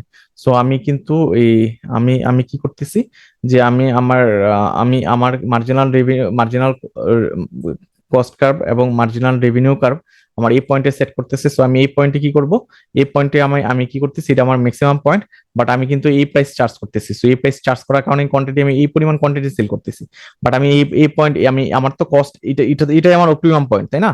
সো আমি এই অপটিমাম পয়েন্টে যদি সেল করতাম তখন কিন্তু আমি এই পয়েন্টে আমার ডিমান্ড কার্ভে কিন্তু এখানেই সেট করতো। সো আমি যদি মার্কেটে আমি কিন্তু এই কোয়ান্টিটি সেল করার কথা ছিল, আমার ডিমান্ড কিন্তু এই পরিমাণ কোয়ান্টিটি, কিন্তু আমি এই পরিমাণ কোয়ান্টিটি সেল করতেছি না। কেন করতেছি না? আমি যদি এই পরিমাণ কোয়ান্টিটি সেল করি আমি হাই প্রাইস চার্জ করতে পারতেছি না। হাই প্রাইস চার্জ করার জন্য আমি কিন্তু এই কোয়ান্টিটিতে থাকতেছি, এটা হলো এটা এই কোয়ান্টিটিতে আমি সেল করতেছি। আমি কিন্তু এখানে কম সেল করতেছি, আমার মার্কেটে ডিমান্ড বেশি, আমার ডিমান্ড কার্ভ এখানে টাচ করার কথা ছিল, আমি কিন্তু কম সেল করতেছি। যে এই যে পরিমাণ কম সেল করতেছি এটা হলো ডেড ওয়েট লস, এটাকে বলা হয় ডেড ওয়েট লস। সো আমরা আমরা জানি না যে তা না, আমরা কিন্তু মানে অনেক কিছু রিভিল করতে পারি। তো আপনারাও পারবেন, আপনি যদি পড়তে পড়তে এগুলো মানে এগুলোর প্রতি যখন আপনার পুরো কনসেপ্ট চলে আসবে, আপনি কিন্তু একটা গ্রাফ দিয়ে অনেক কিছু রিভিল করতে পারবেন, অনেক কোশ্চেনে অ্যান্সার করতে পারবেন, এবং প্রত্যেকটা কোশ্চেনে অ্যান্সার করার ক্ষেত্রে কিন্তু আপনি গ্রাফ ইউজ করতে পারবেন, ঠিক আছে? সো এই ছিল ডেড ওয়েট লসের কথা। ডেড ওয়েট লসের কথা আমরা খুব গ্রাফিক্যালি শিখছি। আমরা হোয়াট ইজ দ্য কলিউশন, আমরা কলিউশনটা সহজ, কলিউশনটা খুব সহজ, আমি এটা আঁকাকি না করি। আমার ইকোনমিক কলিউশনের মূল কথা হলো আমরা আমরা বলি না যে সিন্ডিকেট করছে মার্কেটে, সিন্ডিকেট করে পেঁয়াজের দাম বাড়াইছে। তো কলিউশনে আসলে কি সিনে, কলিউশন হলো সিন্ডিকেট। সিন্ডিকেট মানে কি, সব ব্যবসায়ী মিলে যদি চিন্তা করে যে আমি এই প্রাইসের নিচে সেল করব না, সব ব্যবসায়ী সব সেলার মিলে যদি ডিসিশন নেয় যে আমি মার্কেট ম্যানিপুলেট করে, মার্কেট যদি ওরা কন্ট্রোল করার চেষ্টা করে যে আমি এই প্রাইসের নিচে সেল করব না, ওটাকে কলিউশন বলা হয়। তো কলিউশন আসলে বেশি দিন থাকে না, কার্টেল বেশি দিন থাকে না, কলিউশন বা কালে অলিগোপলি কার্টেল বেশি দিন থাকে না। কেন থাকে না? Incentive to cheat. কারণ আমি যদি চিট করি, মানে আমি প্রাইস সেট করছি পেঁয়াজ 100 টাকা করে সেল করব, বাট আমি আমার তো আমি জানি আমার কিনা হলো 70 টাকা। তো আমি যদি এটা 90 টাকাও সেল করি তাও আমার 20 টাকা লাভ থাকতেছে, হ্যাঁ। তো আমি চিট চিট করার প্রবণতা থাকে বেশি, হ্যাঁ। এই কারণে এটা টিকে না, এটা একটা চ্যালেঞ্জ, মার্কেটে বেশি দিন টিকে না। আপনি দেখবেন যে কোনো কিছু ম্যানিপুলেট করে প্রাইস বাড়ায় ফেলে, ডিমের দাম পেঁয়াজের দাম বাড়ায় ফেলে, বেশি দিন টিকে না, আবার কমে যায়। কারণ কি, এখানে চিটিং হয় আর কি। সবাই মিলিয়ে ডিসিশনে আমি 100 নিচে বিক্রি করবো না, বাট যেহেতু এখানে লোভ কাজ করে, তো এখানে চিটিং হয়। ট্রাস্ট ইস্যু, একজন একজনের বিশ্বাস করে না, সেই চিন্তা করে আমি 90 টাকা করে যদি নাও বেচি, 100 টাকা যদি চার্জ করি, আমার যে পাশের জন আছে সে কিন্তু 90 টাকা করে বিক্রি করবে। সে একজনের আরেকজনকে বিশ্বাস করে না, এই কারণে এটা বেশি দিন থাকে না। তো আমরা এখানে কিছু ডিফারেন্স করবো, ডিফারেন্স করে আমরা গত ক্লাসটা শেষ করবো, তারপর আজকে ক্লাসে ফিরে আসবো। আজকে ক্লাসটা একটু লেন্দি হবে, আশা করি আপনারা মনোযোগ দিয়ে থাকবেন ক্লাসটাতে। সো আমরা যেটা বলছিলাম যে মনোপলিস্টিক মার্কেটে এবং অলিগোপলি মার্কেটের ডিফারেন্স, আসলে ডিফারেন্স গুলো আমরা অলরেডি পড়ে ফেলছি। মনোপলিস্টিক মার্কেটে হলো আমার মেনি সেলার হবে এবং তার প্রাইস ডিফারেন্সিয়েশন থাকবে, এবং সে তার স্পেশাল প্রোডাক্ট স্পেশালিটি থাকবে, যার কারণে সে বেশি প্রাইস চার্জ করতে পারবে। আর অলিগোপলি মার্কেট হলো আমার আমার এখানে এখানে হলো আমার small number of dominant farm, বড় বড় ফার্ম, এবং এটা আমি টেলিকমের কথা বলছি। এখানেও তার প্রাইস কন্ট্রোল থাকবে, বাট এখানে প্রাইস কন্ট্রোলটা হলো প্রোডাক্ট ডিফারেন্সিয়েশনের সাথে সাথে, যেহেতু এন্ট্রি ব্যারিয়ার বেশি এই কারণেও সে বেশি প্রাইস চার্জ করে থাকে। তারপর চলে আসে অলিগোপলি এবং মনোপলি। মনোপলি মার্কেট স্ট্রাকচারে আমরা সবাই জানি যে একজন সেলার থাকে এবং তার প্রাইস কন্ট্রোল তার হাতে থাকে, সে সাপ্লাইও কন্ট্রোল করতে পারে। বাট অলিগোপলিতে আমরা শিখছি কি, যে অলিগোপলি মার্কেটে আমার ওই যে আমরা টেলিকম কোম্পানির কথা বলছি, যে 4টা টেলিকম কোম্পানি বাংলাদেশে অপারেট করতেছে। সো এখানে এন্ট্রি ব্যারিয়ার, তারও প্রাইস কন্ট্রোল আছে, কিন্তু বাট ওই মনোপলির মতো প্রাইস কন্ট্রোল না, ঠিক আছে? মনোপলির মতো পাওয়ার না, একটু কম পাওয়ার, বাট তারও প্রাইস কন্ট্রোল আছে। এখানে একটা সুন্দর কোশ্চেন, কনসেপচুয়াল একটা কোশ্চেন বলতেছে যে হয় monopoly is considered an inefficient as a compare to that perfect competition market. আমার পারফেক্ট কম্পিটিশন মার্কেটের সাথে যদি আমি কম্পেয়ার করি মনোপলি মার্কেটে, এটা কেন ইনএফিশিয়েন্ট একটা মেকানিজম। আমরা মনোপলি কিন্তু কখনোই পুরো বিশ্বে কেউ সাপোর্ট করে না, আমার পারফেক্ট কম্পিটিশন মার্কেটই সবাই সাপোর্ট করে। কেন? Lack of competition. মনোপলিতে কোনো কম্পিটিশন থাকে না, আমি সহজ কথা সবাই জানি। আমার যদি কম্পিটিশন না থাকলে আমার ইনোভেশন থাকবে না, আমার কোয়ালিটি থাকবে না। আমি যা দেবো সবই তো খাবে, ওয়াসা যা পানি আপনার গন্ধওয়ালা পানি দিলেও কিন্তু আমরা কনজিউম করতেছি, ঠিক আছে? সো এখানে তার তার কিন্তু কোনো সে থাকে না, কম্পিটিশন থাকে না, ইনোভেশন থাকে না। সো এগুলো সমস্যা হয় ল্যাক অফ কম্পিটিশনের কারণে। আমার ডেড ওয়েট লস, এখানে কিন্তু ডেড ওয়েট লসের আমি যদি গ্রাফিক্যালিও দেখাই, ডেড ওয়েট লসের ইস্যু আছে। সো ডেট ওয়েট লস কিন্তু আমি অলরেডি দেখাইছি আপনাদেরকে। সো রেস্ট্রিক্টেড কনজিউমার চোজ, আমি কিন্তু এখানে কনজিউমারটা চাইলে আমি অসারে বিকল্প চিন্তা করতে পারি না। Reduce incentive for efficient and innovation, এটা আমি অলরেডি প্রথমে বলে ফেলছি। আমরা আবার গ্রাফে চলে যাচ্ছি যে how equilibrium price and output firm determine in perfect competition market in the short run. So short রানে পারফেক্ট কম্পিটিটিভ মার্কেট আমার আমার কিভাবে কি করে ইকুইলিব্রিয়াম প্রাইস এবং আউটপুট সেট করে থাকে। তো পারফেক্ট কম্পিটিটিভ মার্কেটের কথা আমরা অলরেডি পড়ে আসছি। পারফেক্ট কম্পিটিটিভ মার্কেটে কি হয়, প্রতিটা ফার্ম কি হয়, প্রাইস টেকার হয়, তাই না? মার্কেটে যে প্রাইসে সেল হয় ওই প্রাইসে আমার কি করি, এই যে এই প্রাইসে মার্কেটে সেল হচ্ছে এই প্রাইসটা আমি টেক করি, আর বেশি চার্জ করা আমার জন্য সম্ভব না। আমি যদি বেশি চার্জ করি কেউ আমার প্রোডাক্ট কিনবে না।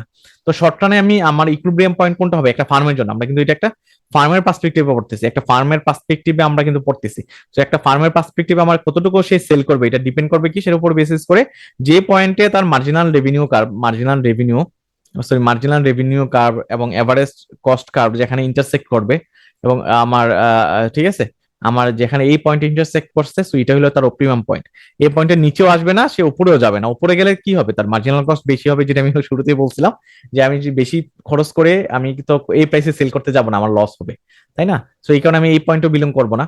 আমি এই পয়েন্টে কেন বিলং করবো না, এই পয়েন্টে বিলং করলে আমি এই পয়েন্টে বিলং করলে যে পরিমাণ লাভ হবে, আমি এই পয়েন্টে বিলং করলে বেশি লাভ হচ্ছে, সেই কারণে আমি নিচেও বিলং করবো না, উপরে বিলং করবো না। শর্ট রানে আমি এই পয়েন্টে বিলং করবো যে পয়েন্টে আমার marginal cost, marginal revenue, average revenue সবকিছু যেখানে ইন্টারসেক্ট করছে ওইটাই আমার অপটিমাম পয়েন্ট হবে, ব্রেক ইভেন পয়েন্ট হবে, ঠিক আছে?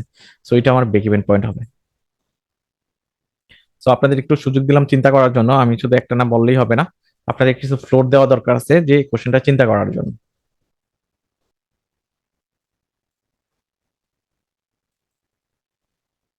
আমরা আরেকটা গ্রাফে চলে যাচ্ছি যে আমার how price output equilibrium order under perfect competition is superior to that the monopoly form. আমরা সবাই জানি, তাই না? আমরা সবাই জানি কি যে প্রাইস আউটপুট ইকুইলিব্রিয়াম যে পয়েন্টটা ওইটা হলো পারফেক্ট কম্পিটিশন হলো সুপিরিয়র। পারফেক্ট কম্পিটিশন সবচেয়ে ভালো, এখানে ডাইরেক্ট লস থাকে না। Under under the monopoly from consumer point of view থেকে আমার মনোপলির চেয়ে পারফেক্ট কম্পিটিশনটা ভালো। কেন ভালো এটা আমরা গ্রাফিক্যালি দেখার চেষ্টা করবো। তো আমরা আমরা দেখেন আমি আমি পারফেক্ট কম্পিটিশনে কি, পারফেক্ট কম্পিটিশন এভারেজ রেভিনিউ আমার আমার এটা হলো আমার এটা হলো সাপ্লাই কার্ভ, এটা হলো সাপ্লাই। পারফেক্ট কম্পিটিশনে আমার এটা হলো সাপ্লাই, সো এটা হলো ডিমান্ড কার্ভ, ঠিক আছে? এটা হলো ডিমান্ড কার্ভ, এটা হলো আমার ব্রেক ইভেন পয়েন্ট, হ্যাঁ, ইকুইলিব্রিয়াম পয়েন্ট। সো আমি এই প্রাইসে পারফেক্ট কম্পিটিশনে এই পরিমাণ কোয়ান্টিটি সেল হচ্ছে, সো এটা আমার পয়েন্ট। বাট মনোপলিতে কি হচ্ছে, মনোপলিতে কিন্তু সে সাপ্লাই কমাই দিচ্ছে প্রাইস প্রাইস বেশি চার্জ করার জন্য। তো তার হইলো মার্জিনাল রেভিনিউ কার্ভ হলো এটা। তো তার কার্ভ হলো এটা, এই কার্ভ সে বিলং করে। তো এই কার্ভে সে কি করছে, এই কার্ভে সে এই পয়েন্টে সে সেল করে, হ্যাঁ, এই পয়েন্টে এই কোয়ান্টিটি সেল করে। সে প্রাইস চার্জ করতেছে এই পরিমাণ, হুম, সে প্রাইস চার্জ করতেছে এই পরিমাণ, যেহেতু ডিমান্ড কার্ভ এটা। সো সে সো সো এটা হলো আমার এই ইকুইলিব্রিয়াম পয়েন্ট। তার মানে মিনিংটা দাঁড়াইলো যে কি আমার, যে আমার সে কি করতেছে, কম সেল করতেছে, হ্যাঁ, মনোপলি মার্কেটে সে কোয়ান্টিটি কমাই দিচ্ছে কেন, আমার বেশি প্রাইস চার্জ করার জন্য। সে কোয়ান্টিটি কমাই দিচ্ছে বেশি প্রাইস চার্জ করার জন্য। সো এই ছিল আমার প্রাইস আউটপুট ইকুইলিব্রিয়াম। পারফেক্ট কম্পিটিশনের ইকুইলিব্রিয়ামটা এই পয়েন্টে ছিল, মনোপলির ক্ষেত্রে নিচে নেমে গেছে, সে কম সেল করতেছে বেশি প্রাইস চার্জ করার জন্য। তো এই ছিল আমাদের গত ক্লাসের আলোচনা। আমরা অনেকক্ষণ ধরে গত ক্লাসের পড়া পড়ছি, যেটা গত ক্লাসে শেষ করার কথা ছিল। সো আমরা ডিটেলে যাচ্ছি না। সো থ্যাংক ইউ সবাইকে।